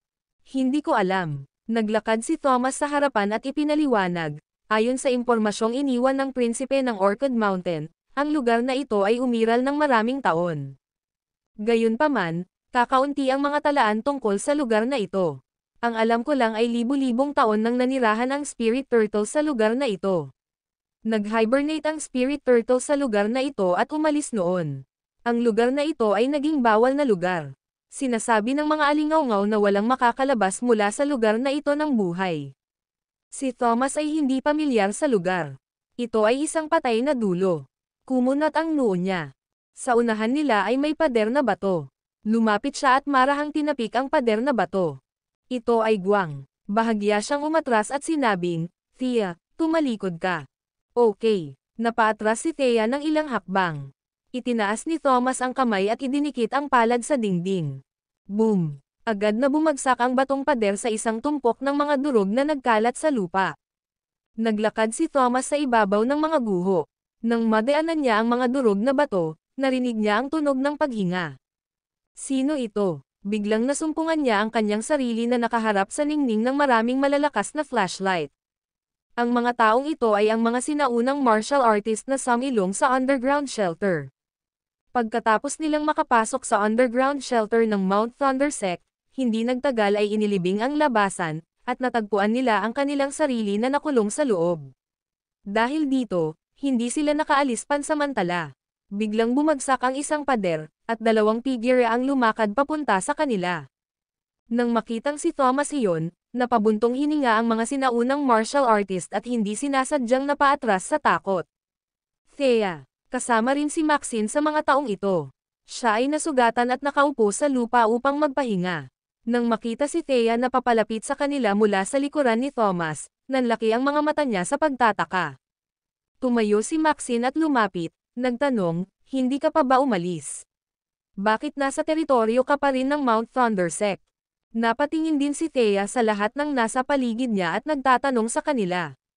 Bakit nandito kayong lahat? Paliwanag ni Maxine, aalis na kami, pero may mga tropang militar sa labas ng teritoryo ng Mount Thunder Sect. Sila ay ganap na armado na mga sundalo at may dalang maraming nakamamatay na armas. Lahat kami mula sa iba't ibang sekta at pamilya ay aatake kaagad pag alis namin. Wala kaming choice kundi lumingon. Bukod dito, may mga combat aircraft din na pumara sa amin, kaya kinailangan naming sumilong sa ilalim ng lupa. Ang mga tao mula sa iba pang mga sekta at pamilya ay maingat na tumitig kay Thomas. Ang video na ito ay edited by Urban Storytelling. Kabanata 1248. Paranoid ang lahat na bigla silang atakihin ni Thomas. Siya ay kasumpa-sumpa sa pagiging isang walang awa na tao. Upang patayin ang Spirit Turtle, ang calculative na lalaking iyon ay nagpakana at kinaladkad ang lahat ng martial artist sa mundo sa kanyang plano. Tumingin si Thomas sa lahat ngunit nanatiling tahimik. Tumingin siya kay Thea at sinabing, "You stay with them, Thea. Kung ayos lang si James, aayusin niya kayong mailigtas. Ipagpapatuloy ko ang paghahanap sa lugar." Desidido si Thomas na hanapin ang sikretong nakatago sa ilalim ng lupa. Binalak niyang lumingon at hanapin muli ang lugar. "Sige," tumanggo si Thea. Walang sinabi si Thomas sa iba pang martial artist at malamig na naglakad palayo. Pagkaalis niya, sa wakas ay naramdaman na rin ng ibang martial artist na makahinga na sila.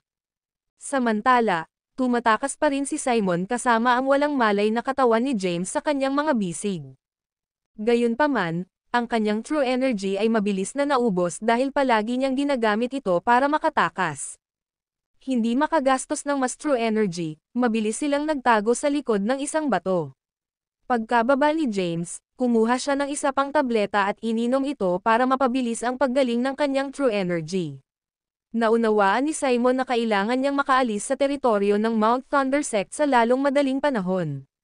Kung hindi siya mabubuhay ni James kung maabutin sila ng mga lalaki mula sa Gusek. Makalipas lang ang ilang minutong pagtatago, narinig niya ang tunog ng mga yabag na papalapit sa kanila. Mahigit 20 tao na nakasuot ng itim na damit at maskara ang naglalakad patungo sa kanila.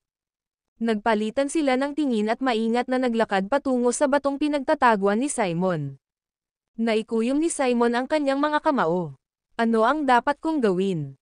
Ang kanyang mga iniisip ay nag-aalalang umiikot sa kanyang utak. Boom! Habang siya ay nag-iisip para sa isang countermeasure, ang bato ay sumabog at tumambad sa kanya at kay James. Dahan-daang tumayo si Simon mula sa lupa at tumingin sa mga kahangahangang tao sa kanyang harapan.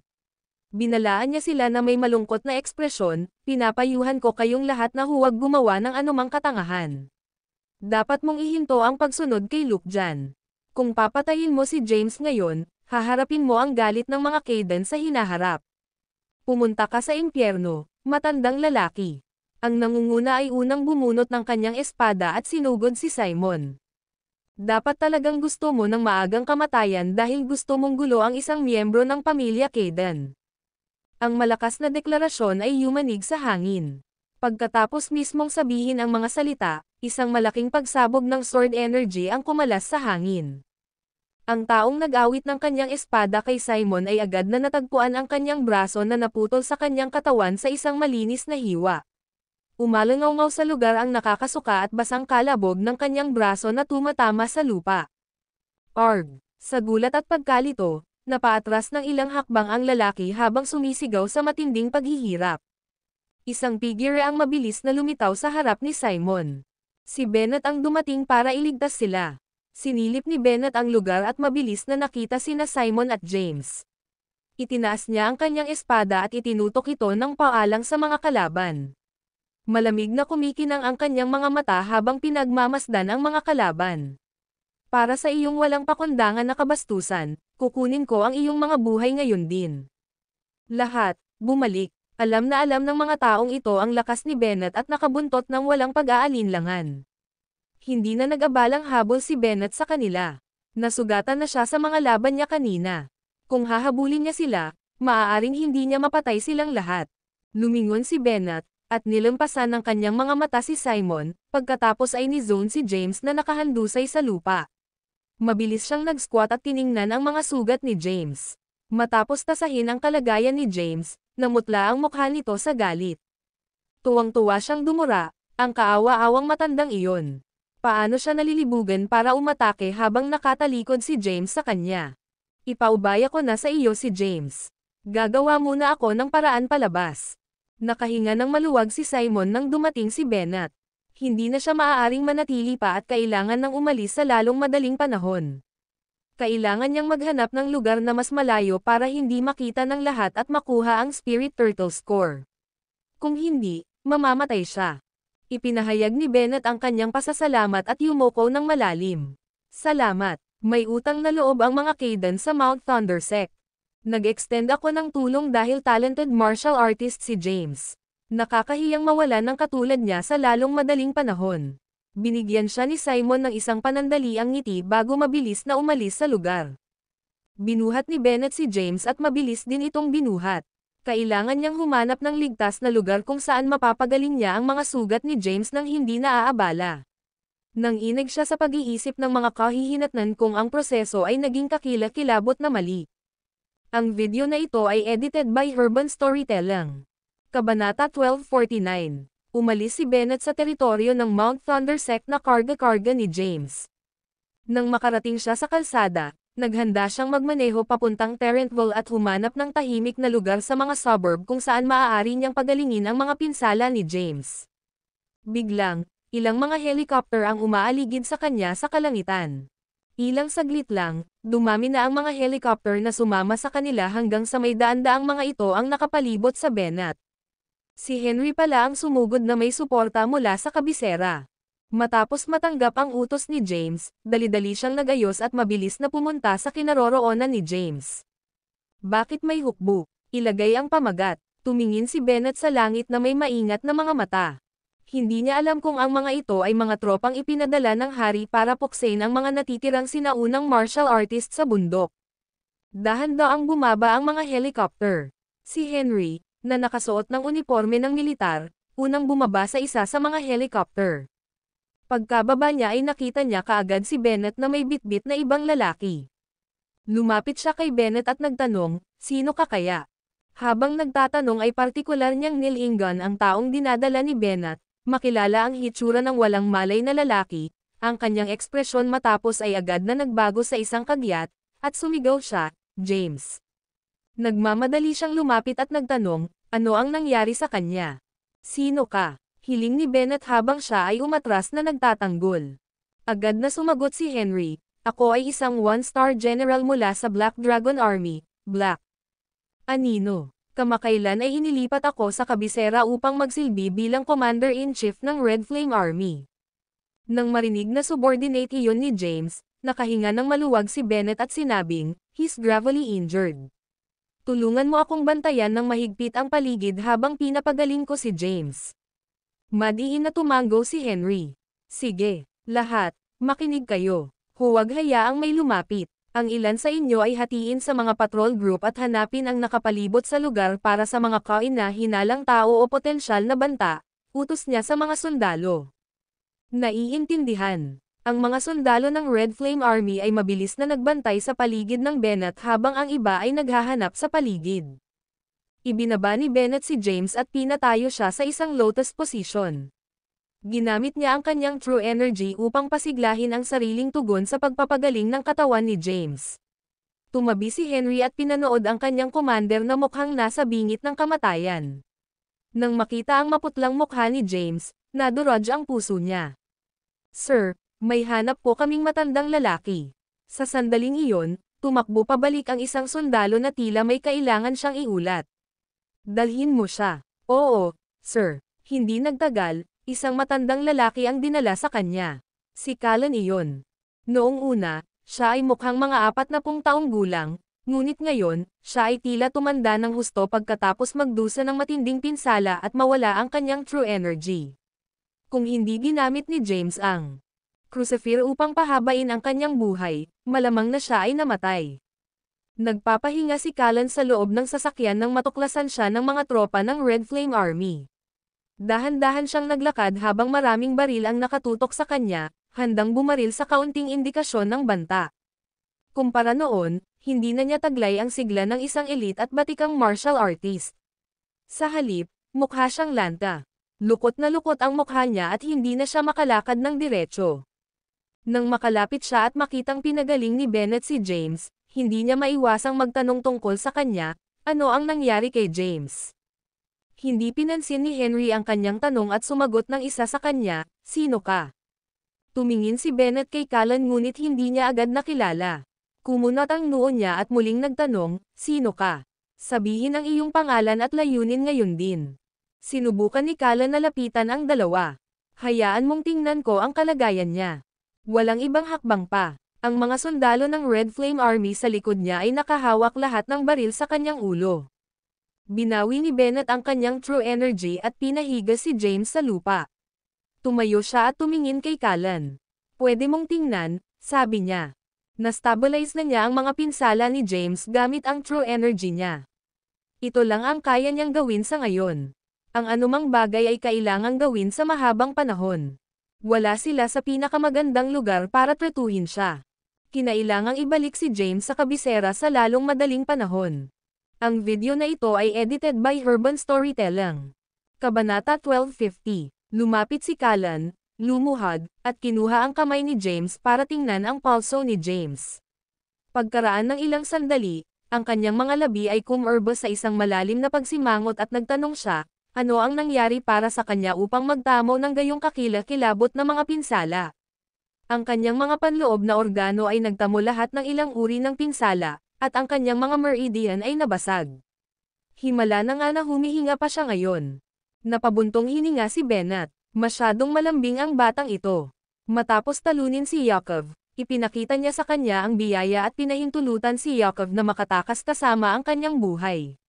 Gayunpaman, inilagay ni Yakov ang lahat ng mayroon siya sa isang palihim na pag-atake at malubhang nasugatan siya. Tumayo si Callan, tumingin kay Bennett, at sinabing, "Bennett, alam ko na ang mga Kendes ay may walang katulad na mga medikal na kasanayan, ngunit wala kang magagawa para tulungan siya sa ganitong estado. Sa kabutihang palad, mayroon akong paraan upang mailigtas at mapanatili siyang buhay, pero..." Ngunit ano? Ilagay ang pamagat. Matiim na tinitigan ni Bennett si Callan. Sinimulan niyang hulaan ang pagkakakilanlan ng taong nasa harap niya. Sino ba talaga itong malabo na matandang ito? Sa mga pinakamahusay na lumitaw sa Mount Thunder Sect, hindi pa niya nakita ang taong ito dati. Nag-aalangan na din ilaan ni Callan ang kanyang labi bago muling nagsalita, "Gayunpaman, may side effect ang paggamot ko."